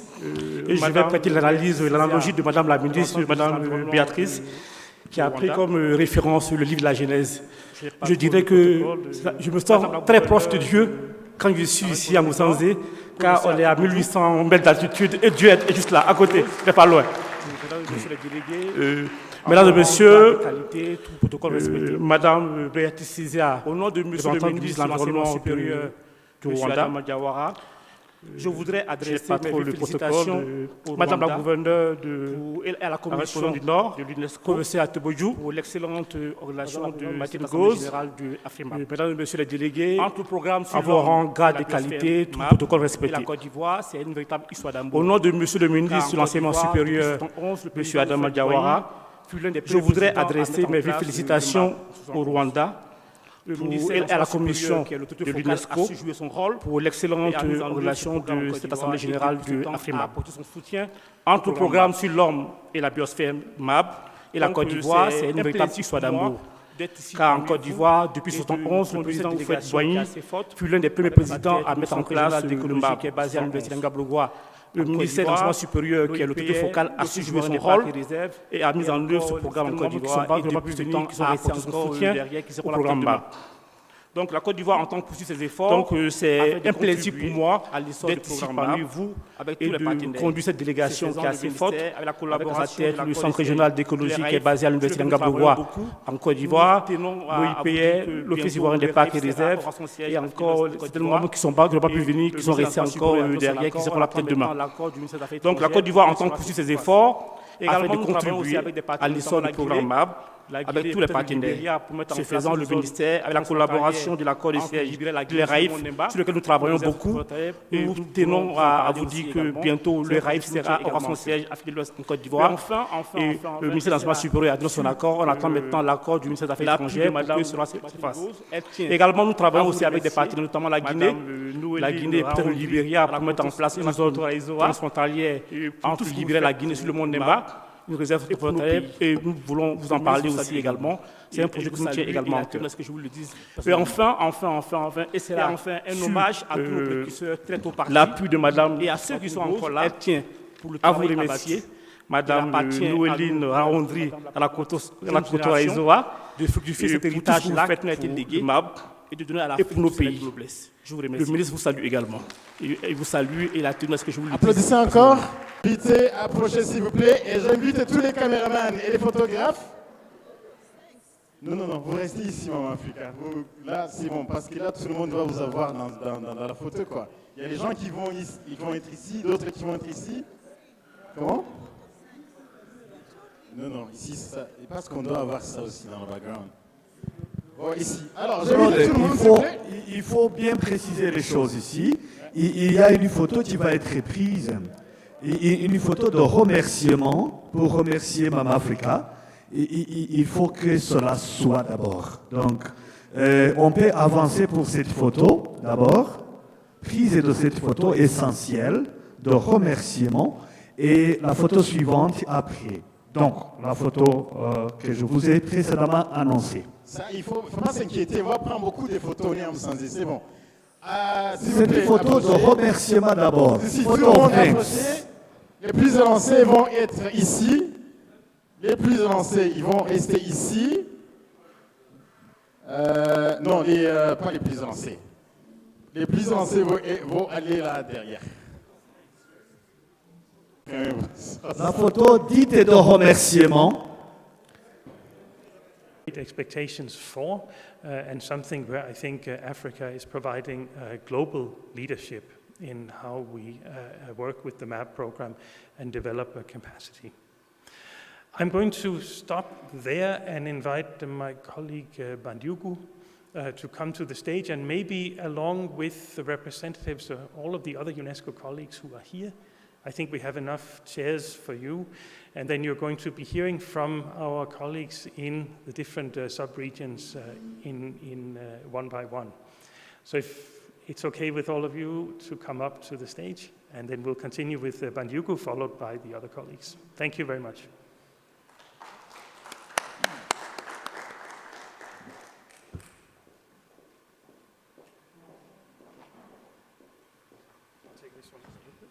How does it work? I cannot see it from here. This one. You cannot see it. It's the same. Ok. Bon après-midi tout le monde. C'est un plaisir pour moi donc de poursuivre avec le projet, la présentation donc d'un projet phare de l'UNESCO, qui est un autre bébé de Noéline. Elle porte aussi le surnom de Mama Biopalt. Biopalt est un projet exemplaire à plus d'un titre. Alors, c'est un projet qui cadre parfaitement avec les priorités du réseau AfriMAP, coopération dans la conservation de la biodiversité, dans une dynamique de partage d'expériences sud-sud, focus sur les jeunes, les femmes, les peuples autochtones. Et c'est un projet donc, qui a été lancé en 2018 et qui couvre donc les 5 pays du bassin du lac Tchad, à savoir le Cameroun, la République centrafricaine, le Tchad, le Niger et le Nigeria. Projet qui est mis en œuvre avec la commission du bassin du lac Tchad, qui correspond à une réponse multisectorielle de l'UNESCO aux enjeux multidimensionnels, les crises multidimensionnelles que traverse le bassin du lac Tchad, crise sécuritaire, crise humanitaire et crise écologique. Et c'est justement par rapport à cette crise écologique que le projet Biopalt intervient en appliquant les principes de l'UNESCO sur le programme MAP, mais aussi sur le programme hydrologique intergouvernemental et aussi la Convention du patrimoine mondial. Donc c'est un projet en fait qui donne lieu à une coopération intrasectorielle au sein même du secteur des sciences de l'UNESCO, donc coopération entre le programme MAB et le PHI, mais avec aussi le secteur de la culture notamment. Il y a aussi donc les secteurs de l'éducation, le secteur de la communication qui sont impliqués également. C'est un projet qui est financé à hauteur de 6 millions de dollars par la Banque africaine de développement. Et ça me fait penser à quelque chose de très important que Martine a mentionné ce matin. Elle a dit qu'il y a des opportunités qui existent en Afrique et il faut les saisir. Et donc, quand j'ai dit que ce projet exemplaire a plus d'un titre, c'est un projet en fait qui a été financé par une institution africaine pour des pays africains. C'est vrai qu'on a souvent l'habitude de voir des projets financés par des partenaires occidentaux, mais ce projet montre qu'il est possible aussi vraiment donc de mobiliser les institutions en faveur de la biodiversité, conservation de la biodiversité. En termes de résultats concrets, alors on a une petite vidéo de 3 minutes que je demande donc aux techniciens de diffuser et qui est très parlant et qui donc permettra vraiment de mesurer les impacts, donc les réalisations majeures de ce projet. Donc je demande aux techniciens de bien vouloir diffuser la vidéo.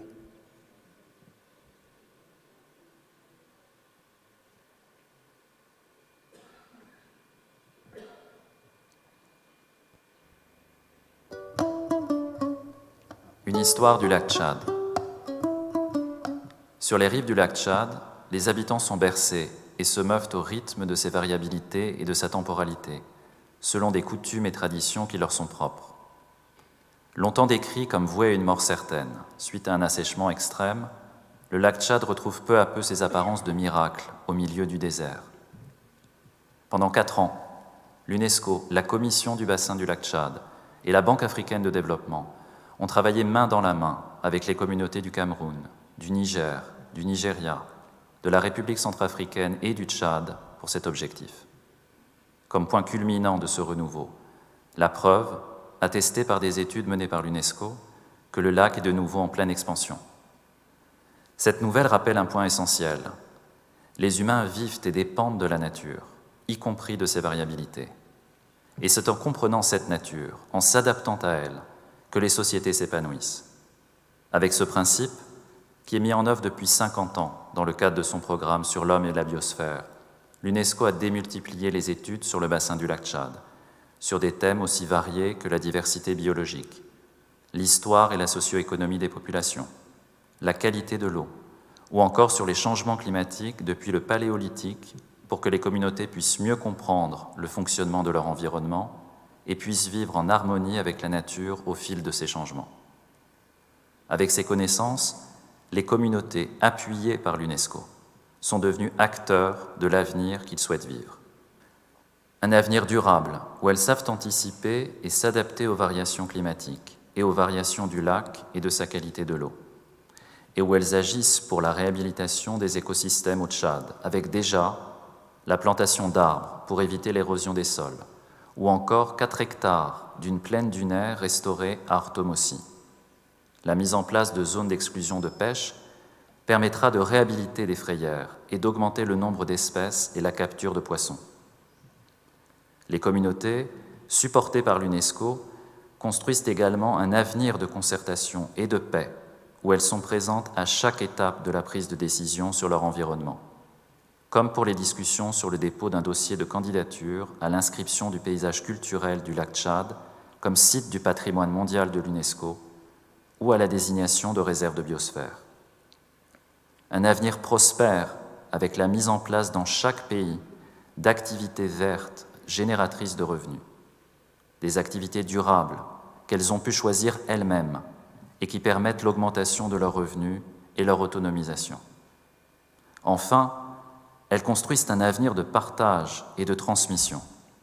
Cela passe par la gestion pacifique des ressources naturelles, pour lequel des centaines de formateurs ont été formés par l'UNESCO, mais aussi par le partage d'informations et de connaissances. Le partage des acquis du projet Biopalt pour que tout autour du bassin, chacun puisse participer et apporter sa pierre à ce nouvel avenir.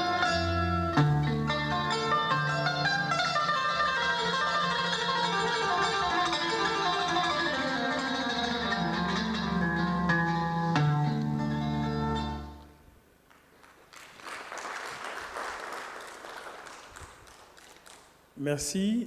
Alors, je voudrais préciser que le projet Biopalt a accompagné 3 pays à créer donc de nouvelles réserves de biosphère, le Nigeria, le Cameroun et le Tchad. Le Tchad donc a permis d'avoir a pu avoir, en fait voir créer sa toute première réserve de biosphère dans le cadre du projet Biopalt. Et il y a une 4e réserve de biosphère qui est en cours de création au niveau donc de la RCA. Alors j'enchaîne maintenant avec les activités donc en Afrique centrale, donc en tant que spécialiste de programme en charge de la région donc Afrique centrale qui couvre 10 pays, et 3 donc de ces 10 pays sont les pays bénéficiaires donc du projet Biopalt. Alors plusieurs des réalisations que nous avons pu mener ont pu être faites grâce donc au projet Biopalt. Alors avant donc de rentrer dans le vif du sujet, je vous donne juste un aperçu donc de programmable les réserves de biosphère en Afrique centrale. Donc nous en avons 11 à ce jour qui sont repartis dans 6 pays, et 4 de ces 11 réserves de biosphère se trouvent au Cameroun. Donc le Cameroun est le pays qui dispose de plus de réserves de biosphère. Et donc la superficie de ces réserves de biosphère, c'est plus de 3 millions d'hectares. L'aire centrale donc, de ces réserves de biosphère, c'est un peu plus d'1 million. Et environ 385 000 personnes habitent dans ces réserves de biosphère. En ce qui concerne donc les activités, les principales activités réalisées en Afrique centrale depuis la dernière AG d'AfriMap, alors elles se déclinent en fait à plusieurs niveaux. Le premier niveau, donc, c'est par rapport à l'amélioration des connaissances. Il y a une série d'études qui ont été menées, aussi bien dans le cadre de Biopalt qu'en dehors du projet Biopalt, qui aborde donc les thématiques variées, aussi bien les thématiques concernant la biodiversité et les services écosystémiques. Pour donner juste un exemple, nous avons donc mené une étude qui a permis de faire donc l'évaluation des services écosystémiques et l'impact donc de la crise sanitaire Covid-19 dans les réserves de biosphère dans notre région. Alors donc une deuxième catégorie d'interventions qui ont pu être en fait menées porte sur la formation et le renforcement des capacités. Donc le programme Master ERAIF, le MOOC sur donc les réserves de biosphère a été évoqué. Donc c'est porté par donc, notre centre de catégorie D qui est basé donc en RDC. Aussi, donc, je l'ai dit, on a pu accompagner donc, 2 pays de notre région à créer donc, des réserves de biosphère. C'est la réserve de biosphère de Doumbari au Cameroun et la réserve de biosphère de Senaoura au Tchad. Il y a 2 projets donc, de création de réserves de biosphère en cours. Donc réserve de biosphère de Korop, ça c'est au Cameroun, ça c'est pas dans le cadre de Biopalt. Il y a aussi donc, la réserve de biosphère au niveau du complexe des aires protégées du nord de la RCA. Donc, et aussi, on a organisé une formation dans une dynamique de coopération avec le bureau régional de Dakar sur une approche de l'UNESCO qu'on appelle approche éco-hydrologique, qui vise vraiment à promouvoir la gestion intégrée des ressources écologiques et hydrologiques et qui donc accompagne les pays à mettre en place des sites, ce qu'on appelle des sites de démonstration en éco-hydrologie. Et c'est Sao Tomé et Principe qui est donc l'un des pays de l'Afrique centrale qui a pu bénéficier donc de cette formation et qui devrait être suivi par la mise en place effective donc, du site de démonstration.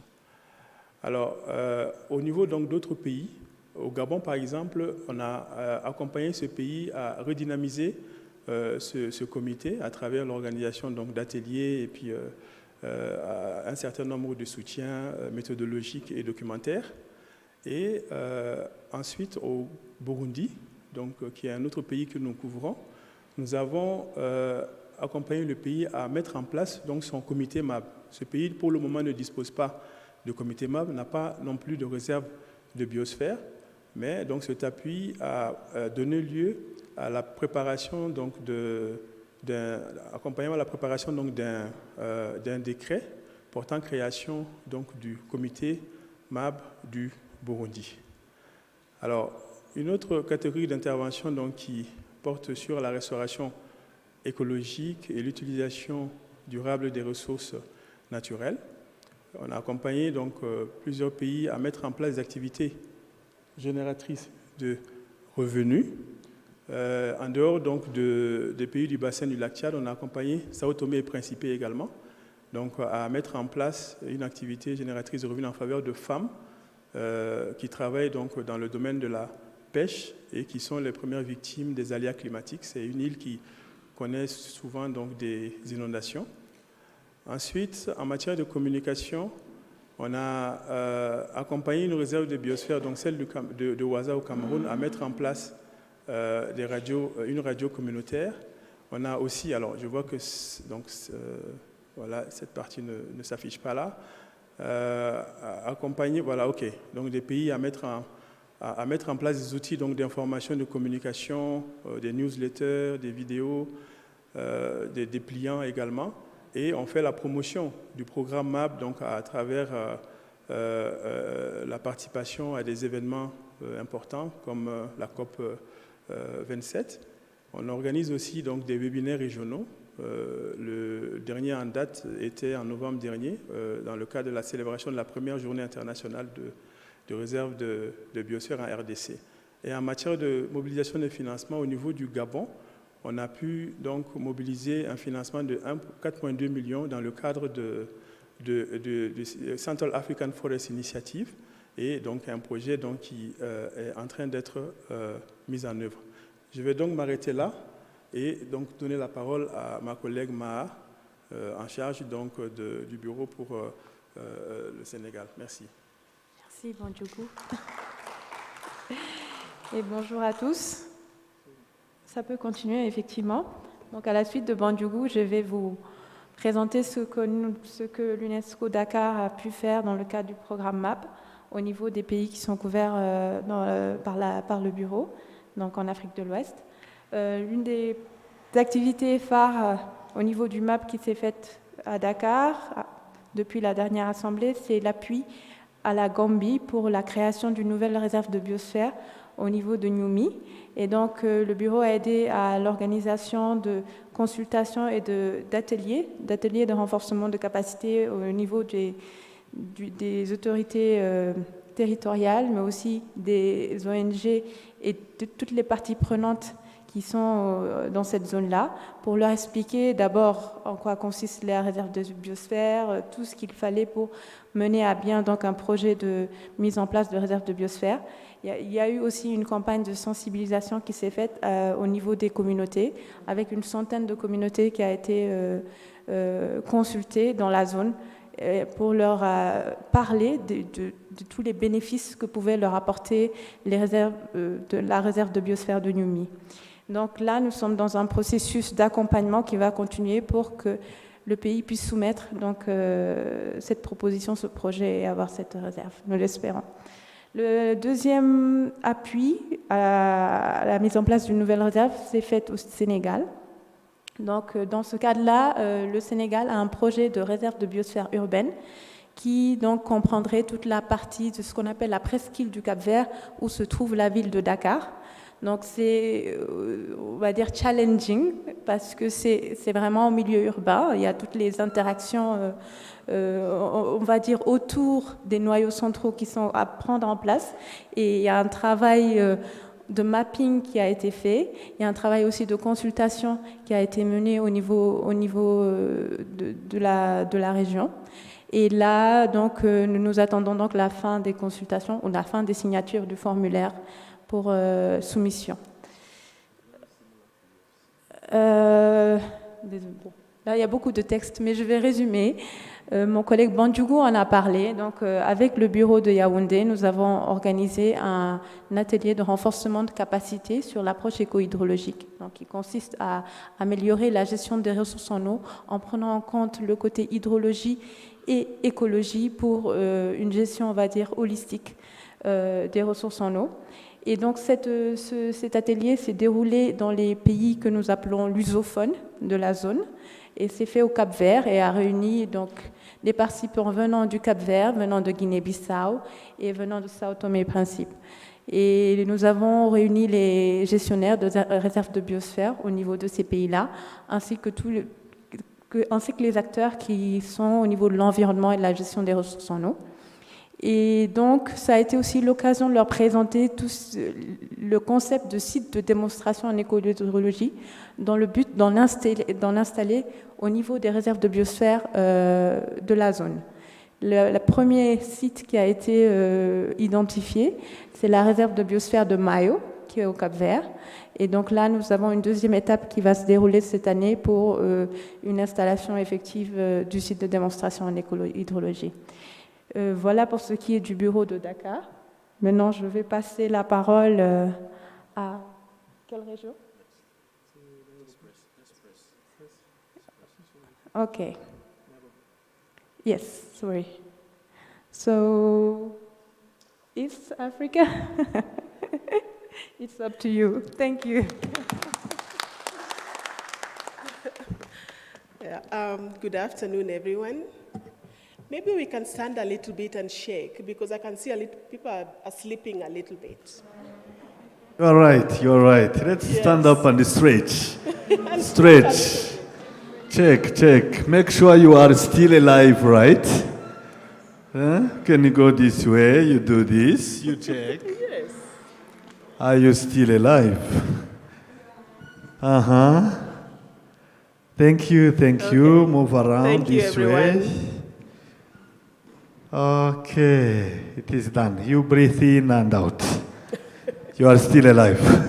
Clap for yourself. Thank you. Okay, thank you. You can share the slide again. Yes, I'm going to present some of the activities that are being done in the Nairobi Regional Office for UNESCO. And the first one we are trying to help the member states to develop their MAP strategic plan for Rwanda and Kenya, which is currently underway. And these strategies are to support the national MAP committees as well as the MAP youth networks. We are also currently doing the biodiversity profiling of Rwanda biospheres, and I'm happy to inform that Dr. Abias, who is with us here, Dr. Abias, yes, he's right there. He's the one actually undertaking this study for Rwanda, and we'll be able to share the report soon. The other activity that we are doing is on the Mount Elgon biosphere, which is actually a transboundary biosphere with Kenya and Uganda. And in this, we are also trying to understand the ecosystem-based resilience and livelihood sustenance of Mount Elgon biosphere in Uganda. And in this, we are trying to do an inventory of environmental processes underpinning the need for ecosystem-based adaptation, as well as tourism resources and potential for biospheres based livelihood transformation in in Mount Elgon. And then in Kenya, something that I didn't highlight here, we are also doing a capacity building for the youth MAP network in the country to build the capacity of the youth to even actually write their own proposals so that they can have activities that they can do within the biosphere. And then the last activity is focusing again on Kenya, is a UN joint program on environmental sustainability and prosperity in Kenya's biosphere, which is currently under development. And this joint program we are doing with the UNDRR, UN Women, UNEP, several other UN agencies, as well as key stakeholders, those as NGOs, CBOs, in developing a joint program, particularly focusing on the 6 biospheres in Kenya. And in Kenya, we have 6, 4 are terrestrial biospheres, and 2 are marine-based biospheres. Thank you.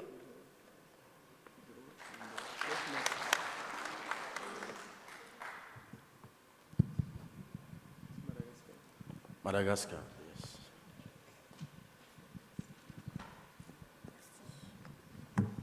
Bonsoir à tous.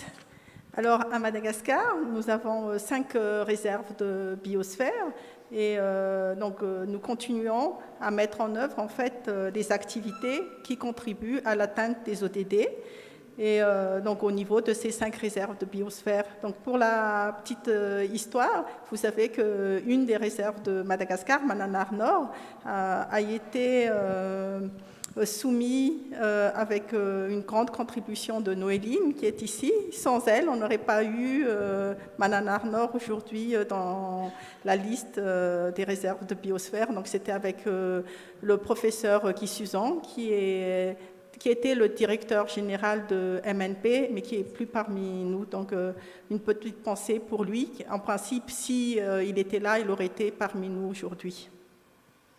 Donc, au niveau de ces 5 réserves de biosphère, on a beaucoup d'activités qu'on met en œuvre aujourd'hui à Mananar Nord, donc notamment dans le cadre du fonds d'adaptation. Et Hans a souligné tout à l'heure qu'on va en fait mener des recherches à Mananar Nord, donc notamment dans tout ce qui est atténuation au changement climatique et aussi dans la réduction des risques et catastrophes. Donc c'est un projet que nous menons avec nos collègues de Paris. Et donc, en plus de ces 5 réserves de biosphère que nous avons déjà, où nous développons beaucoup des activités génératrices de revenus, et on a parlé tout à l'heure des ODD, donc notamment de l'ODD 6, tout ce qui est relatif à l'eau. Donc, au niveau de ces réserves de biosphère, nous continuons toujours à construire des puits, à construire des barrages, pour que les populations qui vivent dans et autour de ces aires protégées puissent avoir accès à l'eau potable, parce qu'aujourd'hui, ils n'ont pas encore tous accès à l'eau potable, donc c'est une des priorités que nous menons avec nos gestionnaires de parcs à Madagascar. Et très récemment, Madagascar a manifesté l'intérêt de soumettre 3 sites en tant que réserve de biosphère. Donc il y a d'abord l'aire protégée de Tsimaï Manambulmat. Donc c'est un complexe d'aires protégées terrestres et marines et aussi aquatiques. Son rôle est vraiment crucial pour la communauté locale, parce que c'est là où il y a la pêche et ils produisent énormément de poissons. Donc cette réserve Tsimaï Manambulmat, il est géré aujourd'hui par ce Peregrine Fund. Sa superficie est à peu près de 60 000 hectares et il voudrait vraiment qu'on les appuie pour qu'ils puissent élaborer le dossier et soumettre donc le site en tant que site faisant partie du réserve de biosphère. Il y a aussi un nouveau site qui vient d'être élu en tant qu'aire protégée, donc c'est un petit site qui s'appelle Kalanour, et en fait c'est un site pilote en tout cas pour l'UNESCO, parce que ça fait partie des forêts humides de l'Antnan et ça va former un corridor, parce que ce site-là a été soumis à de nombreuses exploitations et notamment en termes de charbonnage.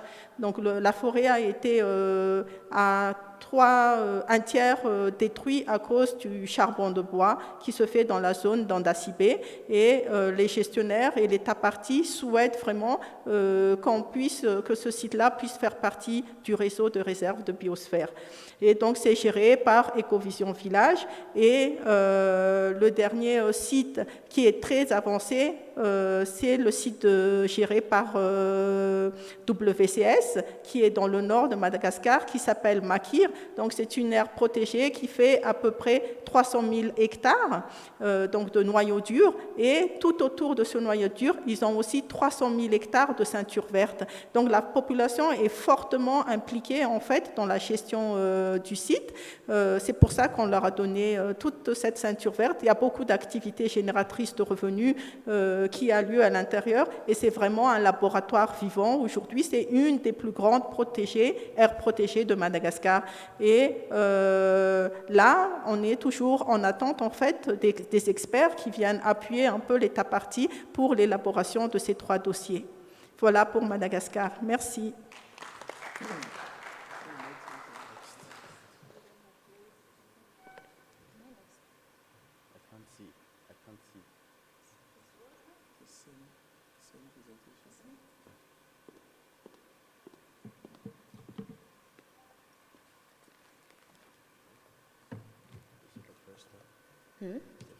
Yeah, that's the first slide.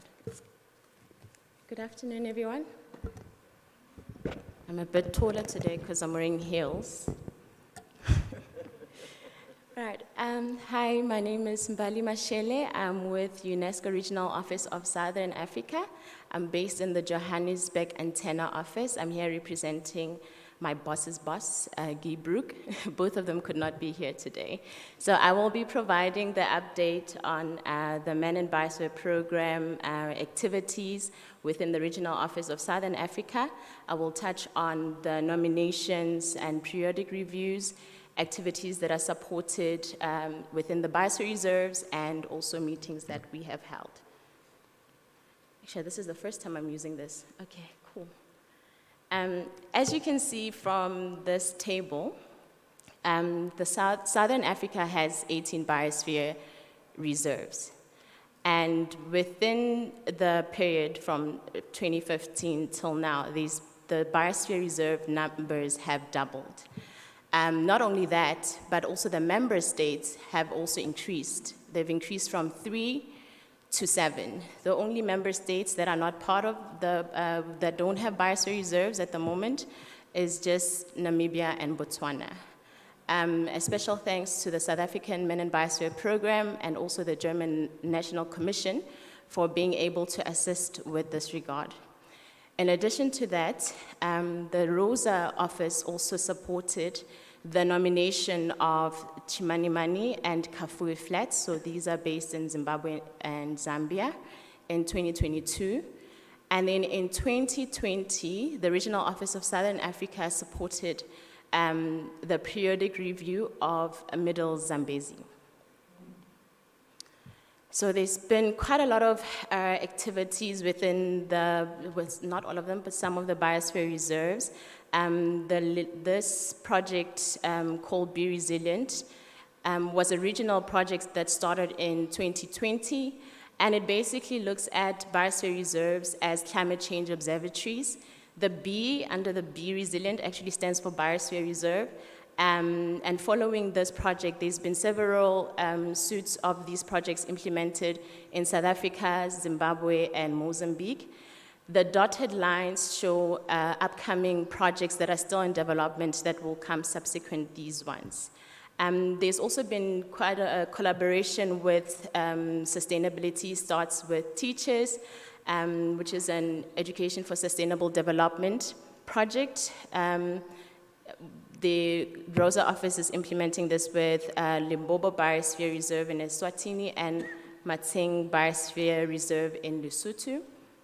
The Maputo office the Maputo UNESCO office has supported the development of the Karimbas Conservation and Business Plan. This management plan is being funded by Italy and supported by Men in Biosphere Brazil. Right. I just wanted to touch a little bit on the Be Resilient component. So within this, these series of projects, just have it here. So they deal with a co-generation of community resilience in terms of disaster preparedness, climate change adaptation by assessing local risks, developing tools, planning with communities, as well as building capacity for youth in education for sustainable development and citizen sciences.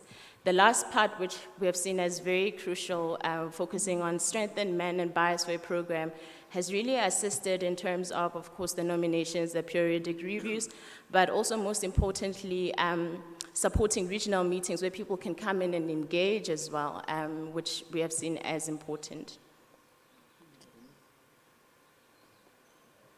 All right, so these are some of the tools that the project has been, the regional project and the country projects have been able to produce. So they involve a production of tools that can be used by communities and also municipalities, governments to plan for disaster risk reduction and climate change adaptation. So those pictures or images are just examples of some of the products, including regional analysis of climate change prediction, flood and drought monitors, weather stations. Actually, I was one of the people that installed that weather station in one of the biosphere reserves, and also land risk maps.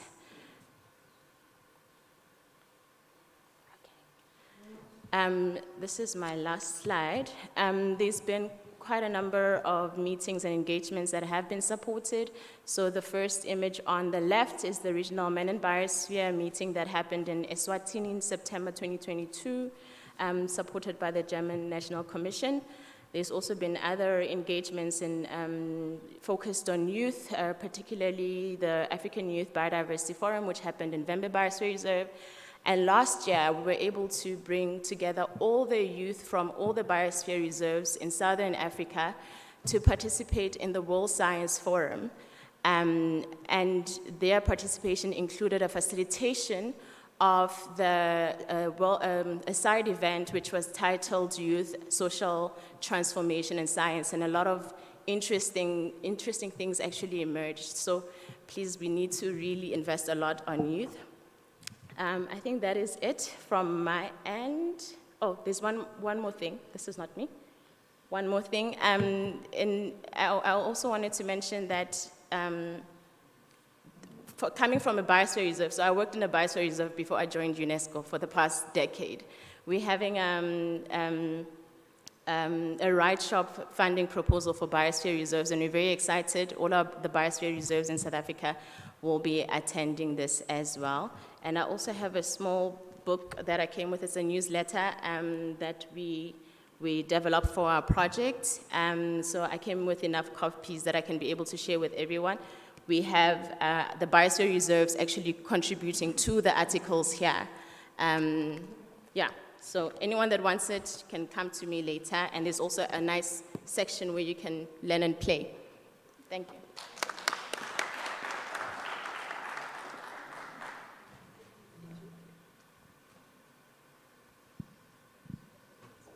Yes, thank you very much. So for Ethiopia, a number of activities are currently being planned and also implemented. So one, we are trying to, establish a MAB youth network. At the moment, there's no MAB youth network in Ethiopia, so we started a bit of a scoping study to really get interest of the youth in the universities and high schools. And also to strengthen the MAB National Committee. There seems to be a very aggressive and also interesting organizations that really want to participate in the Biosphere Reserve management. And so we are doing a kind of a situation analysis to really understand the operational strategy of the existing MAB committee to support their capacity needs. My colleague Hans already spoke about the Women for Bees project, and we are trying to use this as an opportunity to promote eco-friendly enterprises and also to support business model development within the biosphere reserves to have honey that is being branded as something that is coming from the biosphere reserves. And at the moment, the government of Ethiopia is also very particular about water hyacinth infestation in Lake Tana. So we are at the moment working on a rapid assessment of the lake catchment and the ecosystems to really define the entry points for interventions in collaboration with one of our Category 2 centers on eco-hydrology that is based in Addis Ababa. And recently, because of the war in Ethiopia, there's been a shortfall of people, visiting the country for tourism and all that.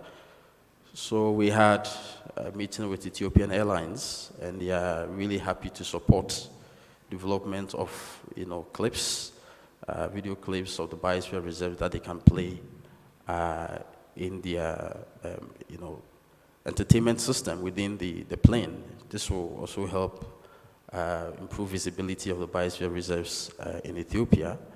And I spoke to Dominic and I said Rwanda Air and also Kenya Airways can also follow suit to give visibility to the biosphere reserves.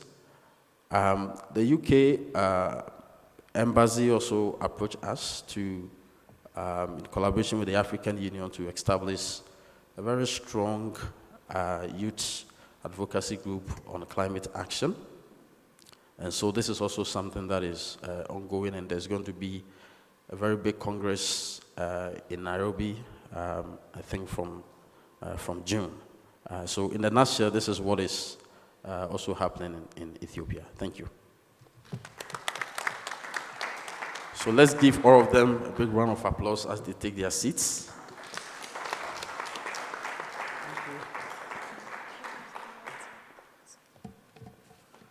Good. As I mentioned earlier on, we have a very long program.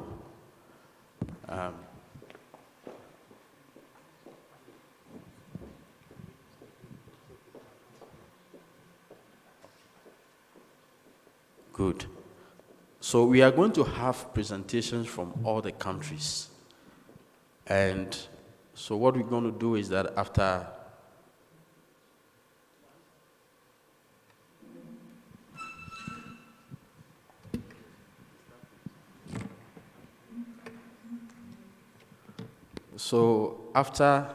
the presentation by Rwanda, we will give you opportunity to grab coffee, and then you come and sit immediately so that we can continue, because we are a little bit behind schedule. And so at this moment, I would like to invite Engineer Telesfor Ngoga, a conservation analyst from the Rwanda Development Board, who will be making a presentation, providing some updates on the MAP program in Rwanda. Let's give him a big round of applause as he comes.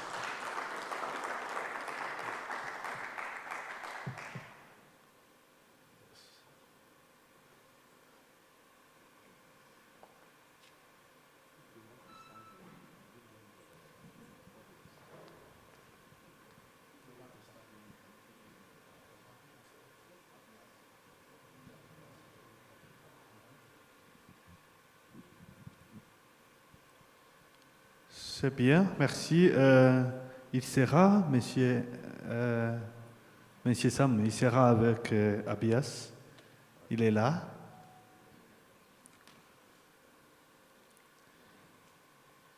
C'est ça, merci. Bienvenue.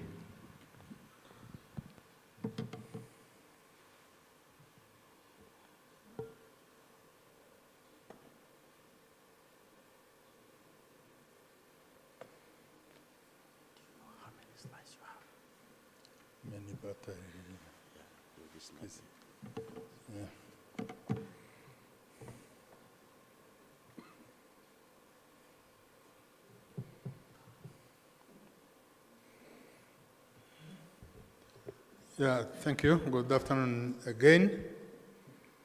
I was wondering, me also, if I was going to present in French as the presentation is in English, but I believe the interpretation service is doing well. I'm not sure everyone can read the screen, but I wanted to show you, or some of you, where Rwanda is located on the map of Africa. Believe me, the orange dot you can see goes beyond the size of Rwanda, which is only 26,338 square kilometers, but with a population amounting 13.2 million, with a density of 503 inhabitants per square kilometer. I had prepared other additional information, but the most important is that wherever you go in Rwanda, you'll find that people speak the same language. The one I'm not using now, the Kinyarwanda. We don't need any translation when you go through the small country, which is ours.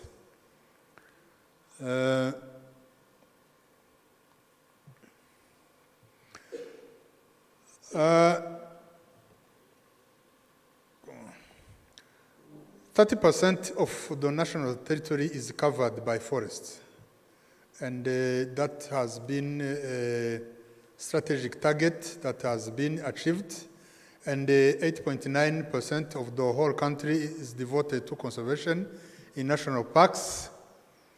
And given the size of the population on the small country size, much of the rest of the land is used for converted for agriculture or resettlement, and the part is also covered with water.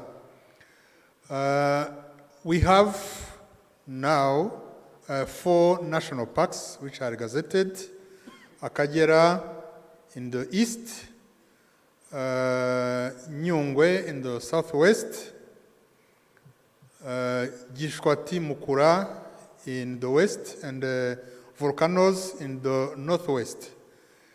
Volcanoes and Gishwati Mukura, those that you have on your left, I have it is the same left for me as for you, are our 2 biosphere reserves. Rwanda became effective member of the MAB family and the World Network of Biosphere Reserves in 1983, with the designation of the Volcanoes National Park as a biosphere reserve. This, I think I'm repeating what the Secretary General of the National Commission for UNESCO has said this morning. Volcanoes has been gazetted, has been designated as a biosphere reserve in 1983, and that's when Rwanda has joined the MAB family. And as he also said it well, the National Man and the Biosphere Committee has been established by the Prime Minister's order of 2010 with the global mission to monitor the MAB activities in the country. I had listed there what the committee has contributed to, including the periodic review of the Volcanoes Biosphere Reserve, the contribution to the nomination of Gishwati Mukura as a Biosphere Reserve 2020, and accompanied the nomination process for the Center of Excellence in Biodiversity and Natural Resources Management that was unveiled this morning. And members of the committee are also collaborating to the ongoing nomination process of Nyungwe National Park as a World Heritage Site.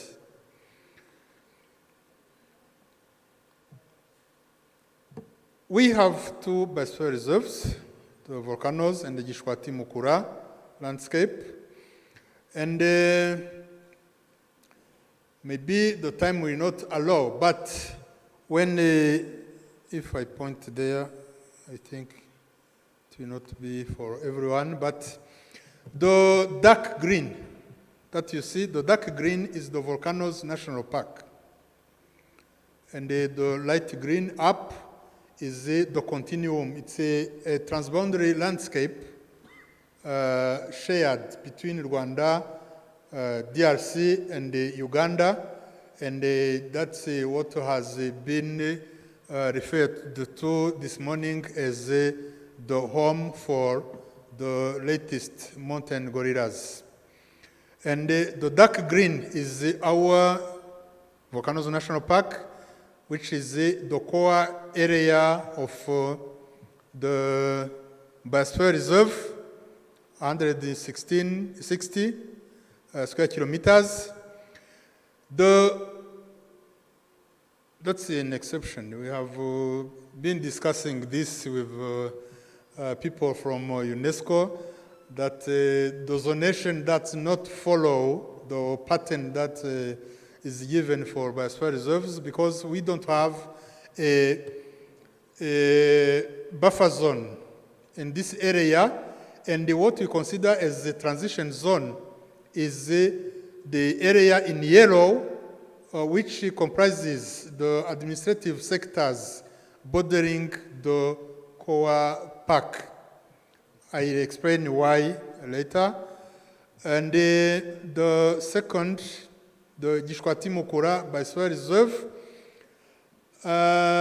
First, if you see, you look at the size, it's not big, it's a dark green, is only 35.6 square kilometers. It's small, or it used to be more than 20 times what you see in the 1970s. But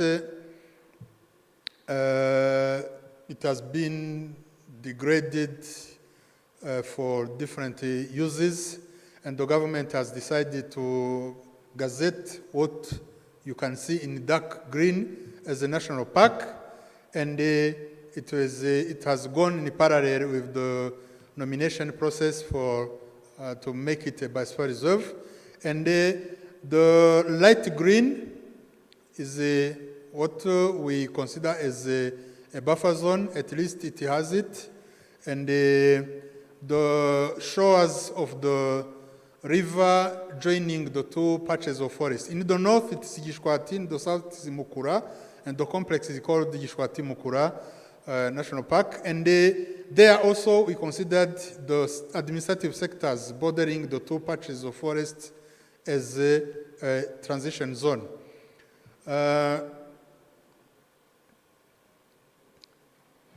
The difficulty of zonation to the map requirements, especially if I consider the Volcanoes National Park, when you visit the area, you'll find that, and maybe you've got signs of it. It's the most highly populated area because it is also the most fertile area. Fertile in terms of crops and in terms of humans. So it has been very difficult to secure at least the Okoa zone, which also has been encroached since the years following the independence in 1962. Different government programs have taken big part of the former park, but at least you can be proud that through 30 years there has been no encroachment to the 160 square kilometers. And so high population density, high agricultural productivity, especially in Irish potatoes and maize. And there also, without a buffer zone, we have so many human-wildlife conflicts. The transition zone, what we consider as the transition zone, the administrative sectors around the Koa zone is what we have called the influence zone. For instance, when animals go to destroy people's crops, how far do they go? And the people who can go for poaching or for encroaching the park, how far can they come from? That's what we have called the influence zone. And also, this is the zone which is covered by the tourism revenue sharing program, which I'm going to talk about later. The same, the definition of the transition zone for Gishwati Mukura Landscape Biosphere Reserve was also based on that concept of influence zone. If we consider the theoretical zonation, there are some aspects that would not be considered. But I'm here to tell you that our two biosphere reserves serve the functions of a biosphere reserve. Especially someone has said this morning that the Musanze, the capital of tourism of mountain gorillas, and actually if Kigali is the capital city of Rwanda, we can say that Musanze is the capital city of tourism for Rwanda. And this because of the mountain gorillas. When you cross the city, maybe some of you have not yet got the opportunity to do so, but when you cross Musanze, there is a big difference compared to the other cities in terms of economic activity, in terms of infrastructure, in terms of development, global development, cleanliness, etc. It's because of the tourism activity in the volcanoes. And the government has put in place, since 2005, a program to support the communities living around the national parks. It's not only the volcanoes in Ishwati-Mukura, it's all the national parks, because the population, the size of the country, the population density, it's not easy to have an expansion area for human activities. And you can, when you have human-wildlife conflicts, you can't just tell people that it's good to protect wildlife, it's good to keep national parks intact because they attract tourists, tourists bring foreign currency. You can't just tell this to people who undergo a series of problems if they don't get a direct benefit from those protected areas. And that's why the government put in place the tourism revenue sharing program, which has started in 2005.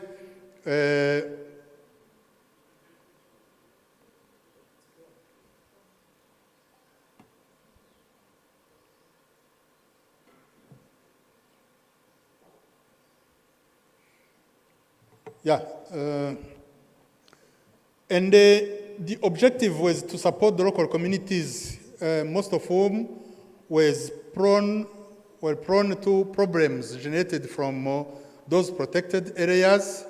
And it was also seen as an incentive to the communities who were called to support conservation.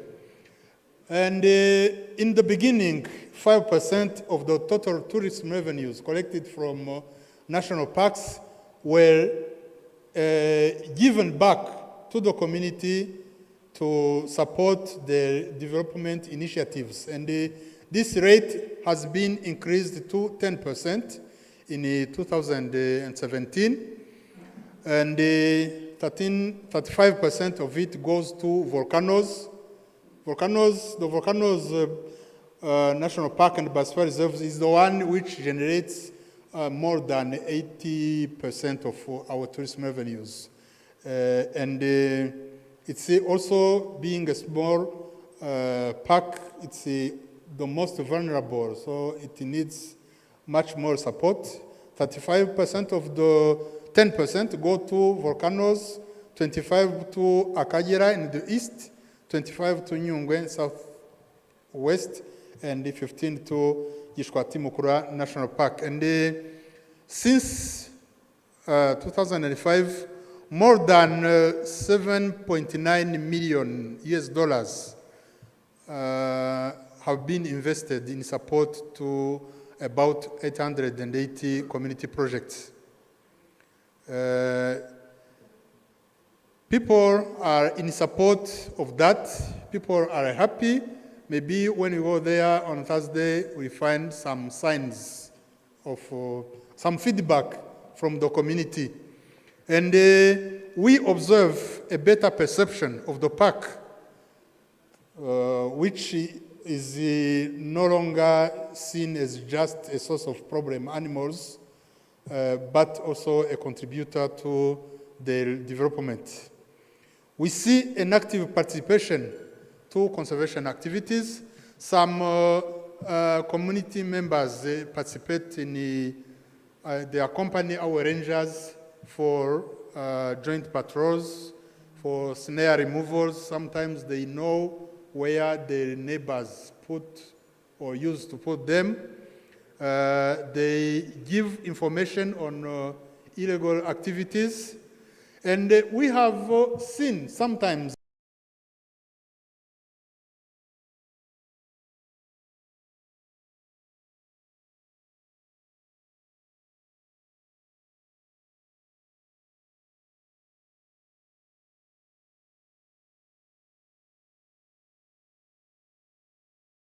people would run after it, sending it to the community so that it can be killed and slaughtered.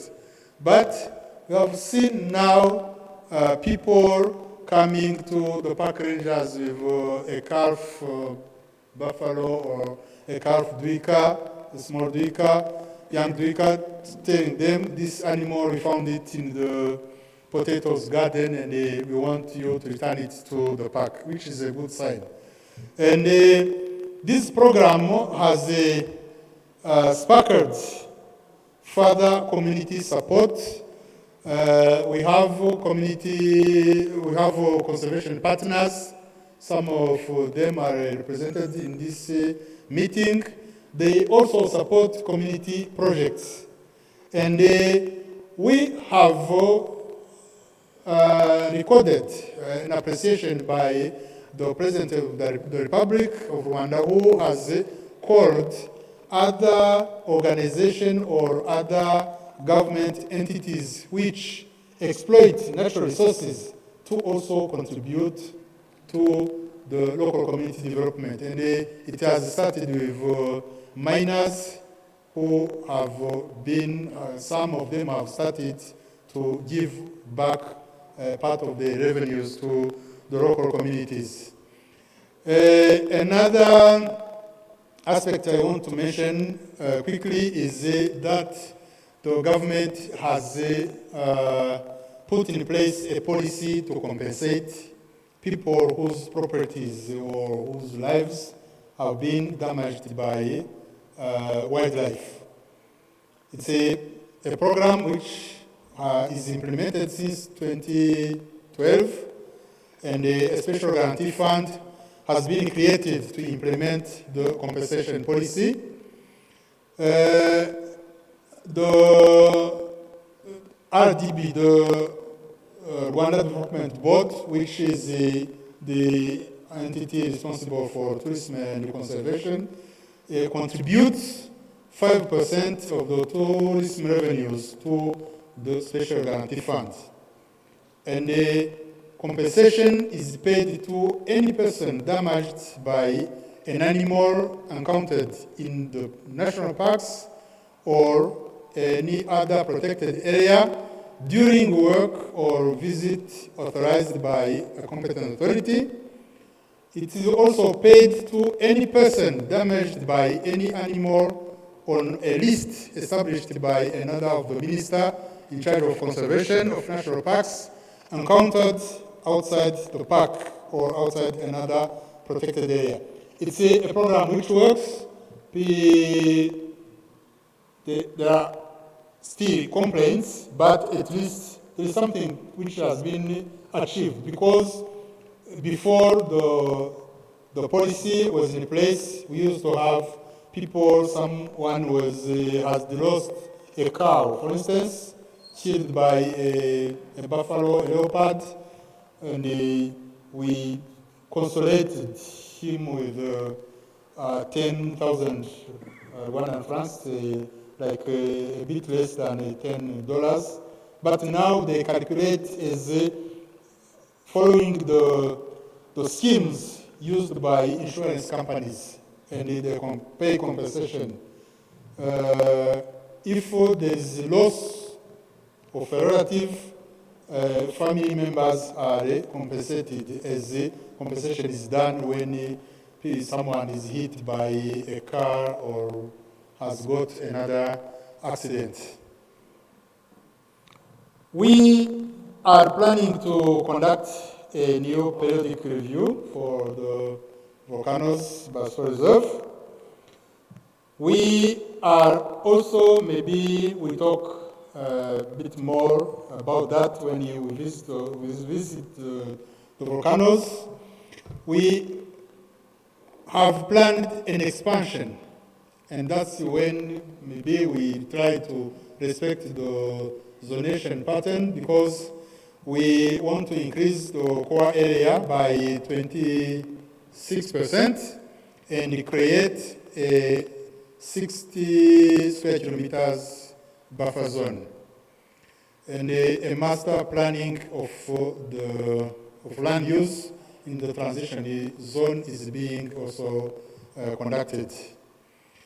Among the perspective, you've seen on the map that the volcanoes area, we have a range of volcanoes which are shared between 3 countries, and we have a transboundary collaboration with Uganda and the DRC, what we call the Greater Virunga Transboundary Collaboration, implemented formally since 2015. It has actually been initiated before, but a treaty was signed in 2015.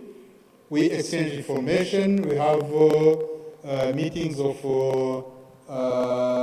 staff, we have organized, sometimes coordinated patrols, we have organized regional technical fora, etc. I wish also to mention that we now have a new law governing biodiversity and a new law governing national parks and the nature reserves, with an emphasis on the collaboration with the private sector and the provision for privately managed conservation areas, which is important for, we believe, it's important for the survival of the remaining natural areas which are not gazetted in the 4 national parks. Also, the government has taken initiative to manage some of the protected areas you've seen under a public-private partnership model.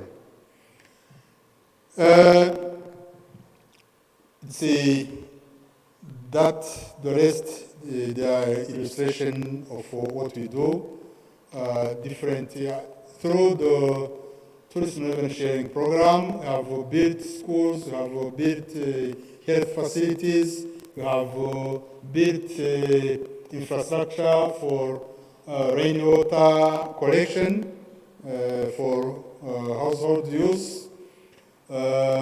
We have supported construction of roads, bridges. We have supported some businesses, income-generating activities. These are weaving activities. There are cultural troupes which have been supported also and which can get some money through performances like the troupe we have seen when we went for lunch. And yeah, we have different activities. And we also conduct conservation education. It's a continuous activity, community outreach, to have the same understanding of what we aim at in the conserving biodiversity. And we do it in partnership with different institutions, ministries, government agencies, teaching and research institutions, international and national government organizations. We collaborate with focal points of international conventions like CBD, CMA, CITES, UNFCCC, etc. And we still have some challenges. Some of them I've mentioned them: population pressure, human wildlife conflicts, an issue of resource mobilization. I'm sure during the COVID period, many of us have encountered the issue of financing, because for us,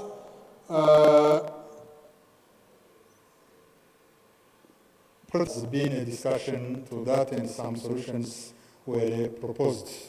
Issues related to climate change, diseases, we need to streamline best conservation practices, etc. That's it. This is one of the nice volcanoes we have in the Biosphere Reserve. This is called the Sabyinyo. Sabyinyo in Kinyarwanda, it can be translated literally that with big teeth. And if you look at the volcano, you understand why it is called that way.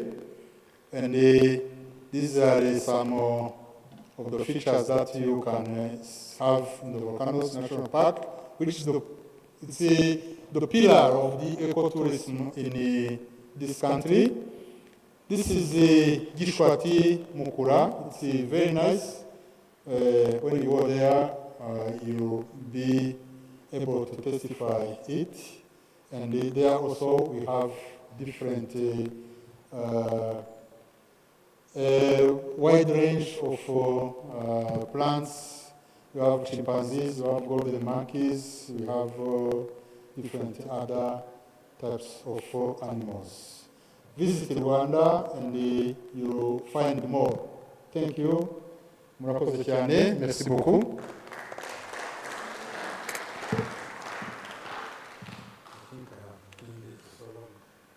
Okay, thank you for the nice presentation. Je ne sais pas où commencer après cette présentation, puisque ma présentation et celle-ci qui vient de passer se ressemblent. Ne soyez pas surpris puisque nous venons de la même place. For me, I'm going to present the activities, the strategic plan that we are proposing from what he has presented. With the MAP program, we need to strategize our action so that we can align our activities with the MAP international program has planned. Mine will be short. I hope I will base my presentation only on activities, starting on a small analysis that we conducted around the biosphere to assess the MAP program activities. The introduction was done.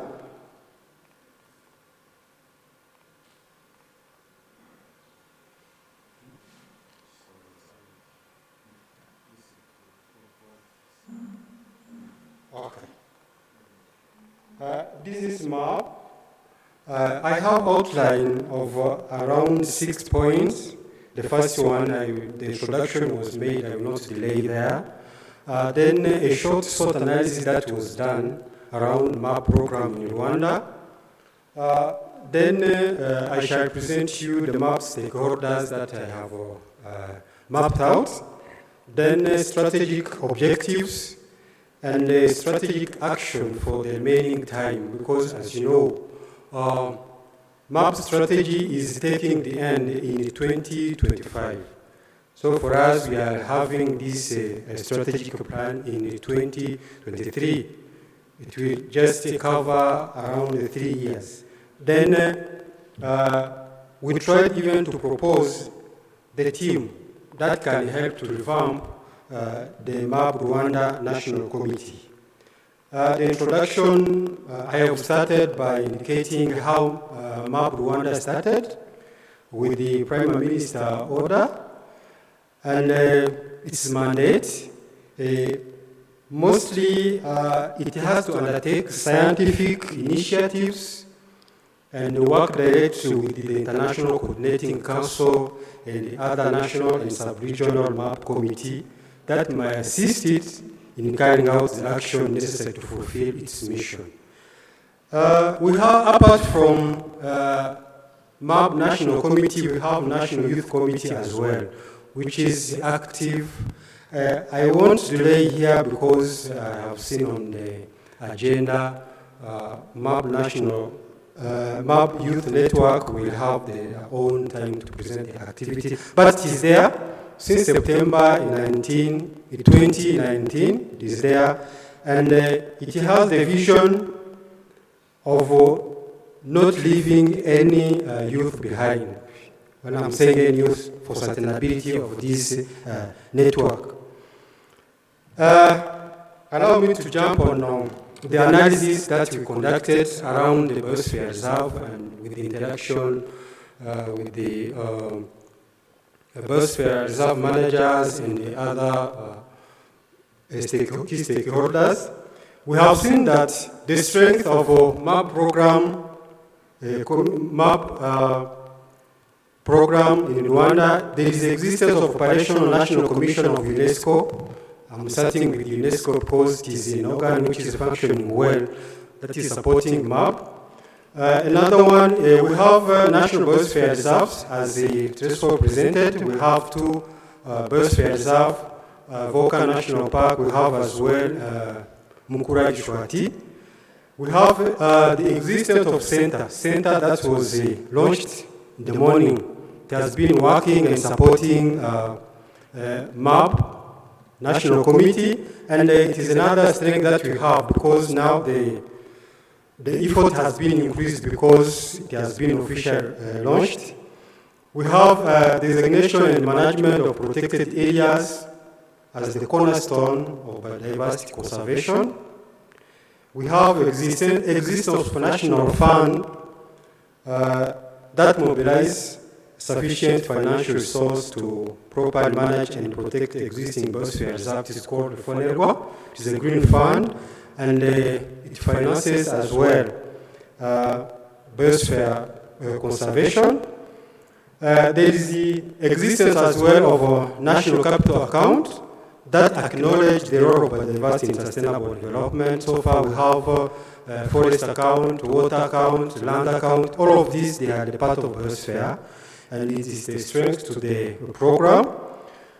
We have as well, our country has participated in CBD and the existence of reporting mechanism for its implementation. So far, I hope we have 60 reports on CBD. We have as well the complementarity of UNESCO program toward achieving sustainable development goals, apart from starting from the MAP, IHP, and the others. They are complementing now to achieve these SDGs. There is as well existence of multi-stakeholder project on Virunga National Park expansion has been presented.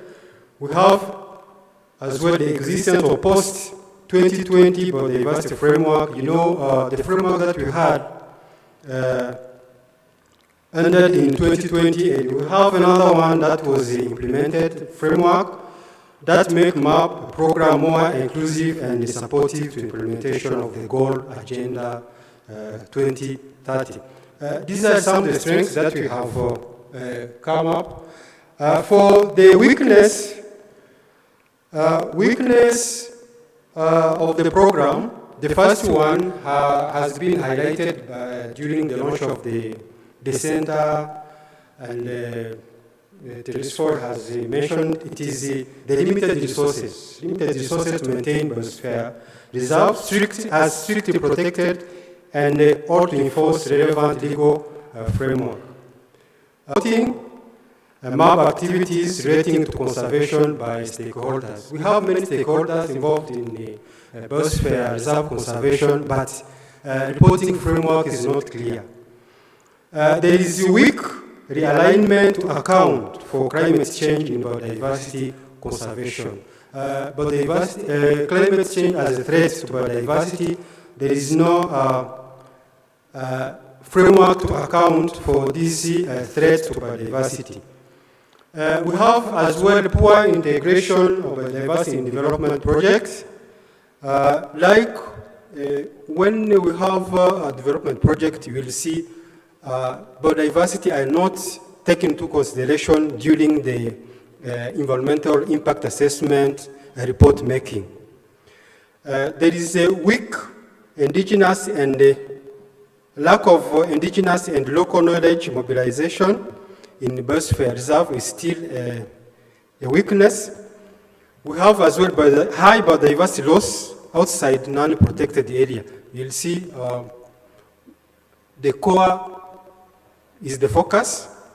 Buffer is just to establish the limit between the core and the other activity, but transition zone is not taken into consideration. There is a weakness of supporting for youth participation, which is still limited, and the more substantial support is needed to ensure meaningful participation of youth. We have as well we have a lack of national post-2020 biodiversity implementation framework. The framework is there, but the implementation is missing.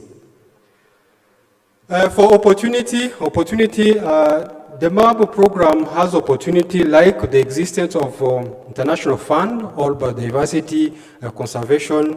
We have some fund like from GCF, they are ready to fund MAP activities. We have the adaptation fund and the others.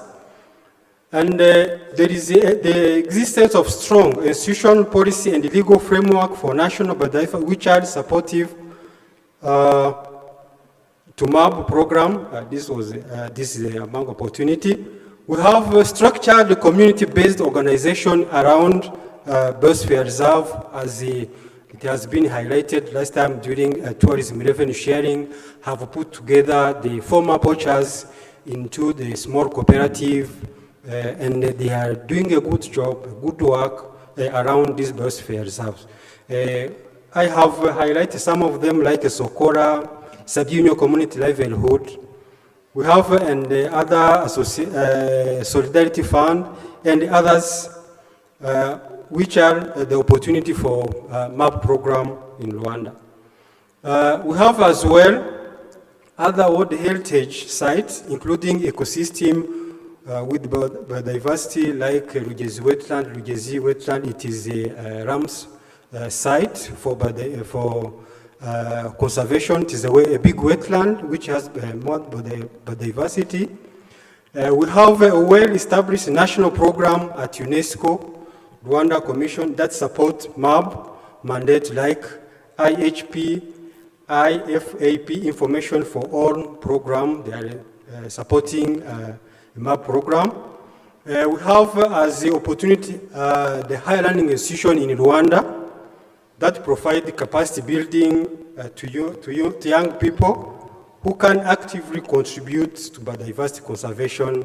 We have the University of Rwanda, where COWEB is hosted, and they are doing research that can be helpful for the promotion of a MAP program. The first one is the climate change, which is causing the extinction of some of the biodiversity. We have high population density and a threatened buffer zone for biodiversity reserves. There is a lack of understanding of the value of biosphere reserve to human and the other living organisms with whom they share the planet. There is a limited accessibility to climate change and biodiversity protection fund for youth in the MAB network. There is a conversion, loss, degradation, and fragmentation of natural habitats of the biodiversity. There is the over-harvesting or over-exploitation of particular species like wood and the bamboo, which are used for fuel, construction, and other livelihood activities. There is a pollution and contamination that harm natural habitats or species. There is the introduced non-native species that harm native habitat or species. The most known is the water hyacinth, which is threatening our biodiversity. And there is a conflict priority between the land use and the biodiversity conservation, the biosphere reserve. There is a master plan in our different cities, which later are encroaching the biodiversity reserve, biosphere reserve. From this analysis, I don't know if you can read easily, but these are the stakeholders that have been identified, which can help now to move forward the agenda of MAB, including Minister of Environment, Minister of Education, Minister of Agriculture, Rwanda Environmental Management Authority, we have a Rwanda Development Board, we have a Rwanda National Land Center, we have FONERWA with the fund mobilization, we have the Rwanda Forest Authority, we have National Commission of UNESCO, we have Rwanda Agriculture Board, we have IUCN Rwanda, UNDP for just supporting in the fund. We have the Karisoke Research Center, we have Ellen DeGeneres campus that has been recently inaugurated. We have the school like Kitabi IPRC, we have the Great Virunga Transboundary, and we have Mountain Gorilla Veterinary Project, all of these which are the stakeholders in the implementing MAP program. The stakeholders that above highlighted have the high impact, they have considered with the high impact. Others with the medium impact, we have the University of Rwanda, even though it hosts COEP, but COEP, it has a special mission from UNESCO. We have as well NILDA, International Gorilla Conservation Program, we have Rwanda Water Resource Board, and the Africa Wildlife Conservation. From this, we have set the strategy objective for the program to be implemented in these 3 years, like continuous conservation of biodiversity, restore and enhance ecosystem services, and foster sustainable use of natural resources. Second is to contribute to building sustainable health and equitable societies, economies, and thriving human settlement in harmony with the biosphere for facing the challenges that I have highlighted above. Third is to facilitate biodiversity and sustainability science, education for sustainable development, and capacity building. The last one is supporting mitigation and adaptation to climate change and other aspects of global environmental change. Some strategic action, I will not pass through all of them, but some of them is to restructure the MAP National Committee and communicate with stakeholders and the ministries. This committee, what I have found out is that it was there, it used to be there, but it's not functional. So to realize this strategic action and objectives that I have mentioned, this has to be restructured so that they can start work and they implement some of these proposed activities. To develop a strategy and action plan for each national biosphere to meet responsibility within the MAP program and regularity in reporting to the MAP National Committee. There is a strong and participative technical subcommittee with the specialization in different domains as MAP National Committee may propose.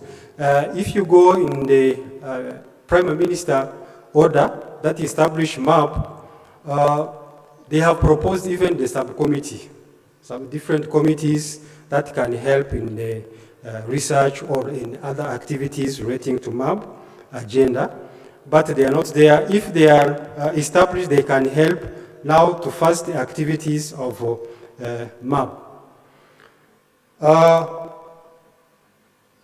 It needs as well to carry out a survey on the present zoning system, as it has been highlighted, of Volcano and Gishwati Mukura Biosphere Reserve, and investigate how they can fulfill the three functions of each zone. And we are now proposing to use a meteorology station to assess the impact of climate change on the Biosphere Reserve and other key areas. And the evaluation of the contribution of Biosphere Reserve to the local economy with the active participation of communities. Then support the visits between the stakeholders group in the Biosphere Reserve. Yeah, this is my last. This is the team that was proposing to revamp MAP National Committee, which include the Director of Environmental Management Authority as recommended by the Ministerial Order, Director of National Institution in charge of Protected Area, or RDB. We have Director of National Forest Authority, Director of National Land Center. We have Director of Science and Technology Unity in Rwanda National Commission for United Nations, UNESCO, a representative from Higher Learning Institution, or UR, representative from Conservation, from a representative of Conservation Environmental College, it is the IPRC Kitabi. We have a representative for Research Institution. Here we are proposing to come from COEB, Karisoke Research Center, the Ellen DNS campus, and the Anfos Gorilla Fund, and a representative from civil society. We have civil society involved in the biodiversity conservation and the environmental related issues. A representative from this organization can be of importance, and a representative from private sector federation. This is the team proposed so that it can help MAP National Committee to achieve different strategies that have been proposed. Okay, thank you for your kind attention. Allow me to limit my presentation by here. Thank you. Thank you very much. Thank you. Sam, I think we need an energizer, yes, if you allow. We need an energizer, we need to move around and see what is happening, yes. Nous remercions tous ceux qui ont présenté des bons projets, les projets réalisés, les projets en action, les projets qu'on veut faire dans le futur, c'est bien. Alors, je voudrais qu'on aille prendre quelque chose de café, de thé, ici à l'extérieur, et ce sera à la fin de la journée. Je m'excuse parce que il fait déjà tard, et demain on pourra continuer avec d'autres programmes, d'autres activités, si vous le permettez.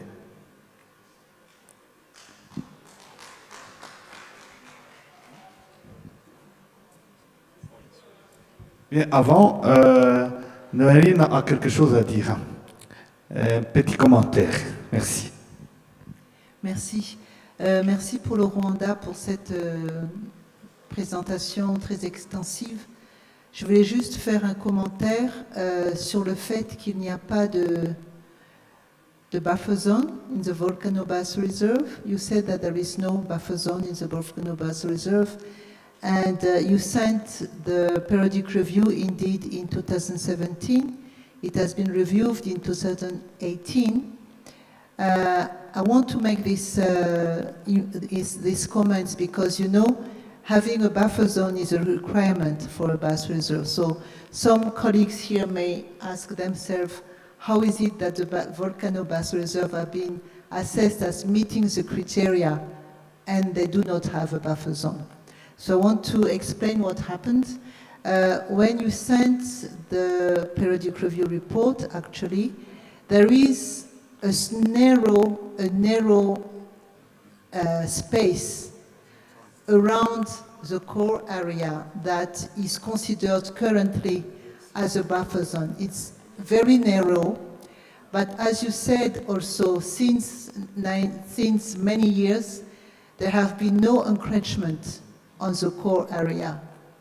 So the MAP Council considered that even though your current buffer zone is very narrow, it's still it is still playing the role of a buffer zone, which is to protect the core area.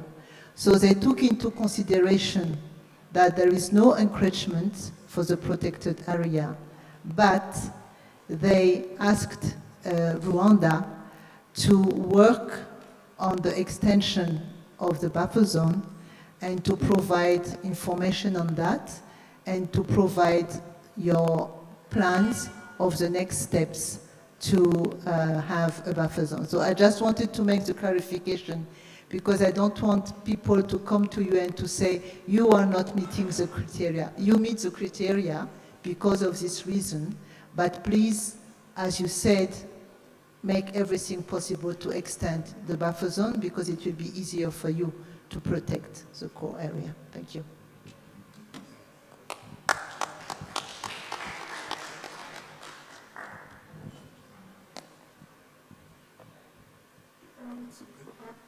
So thank you very much.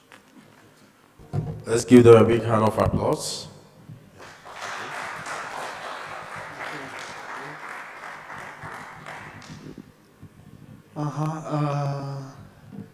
There are some facilities, sport facilities that have been put in place as far as sport is concerned. For those who will want to do sport tonight, can have access, can do it. It is an announcement. Dear Secretary General, can you please tell us something? A good night, something like that. Bon après-midi encore. Je pense que nous avons fait une bonne journée de commencement de notre General Assembly meeting. Je pense que ça s'est bien passé depuis le début de session d'ouverture et les présentations qui ont suivi jusque ce soir. Et je voudrais donc remercier tout le monde.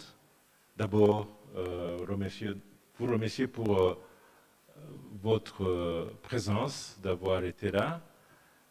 Surtout aussi, même ceux qui sont arrivés un peu en retard. Mais je pense qu'ils ont pu se rattraper. Donc, je pense qu'on peut s'arrêter là. Sur le programme, il y avait encore une autre session pour les jeunes. On va poursuivre ça demain. Et je vois que la plupart, donc, la fatigue est sur le visage. Je pense qu'on peut s'arrêter là-bas et aller se reposer pour prendre un peu plus de force et continuer demain. Donc, si vous le permettez, et au nom de vous tous, je voudrais donc clôturer cette journée d'aujourd'hui sur ces présentations. Murakoze, donc bonne fin d'après-midi, bonne soirée. Merci.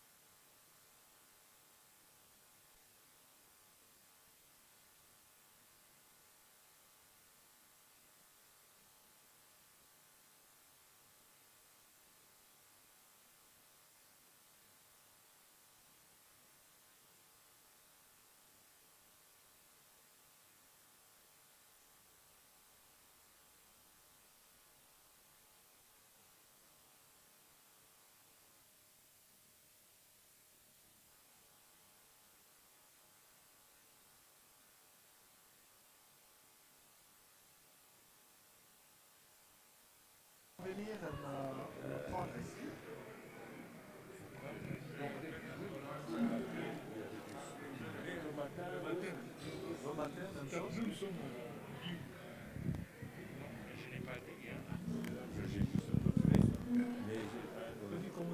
n'ai pas dit à quelle heure ça commence. Les bus vont venir les prendre. Donc là, nous sommes.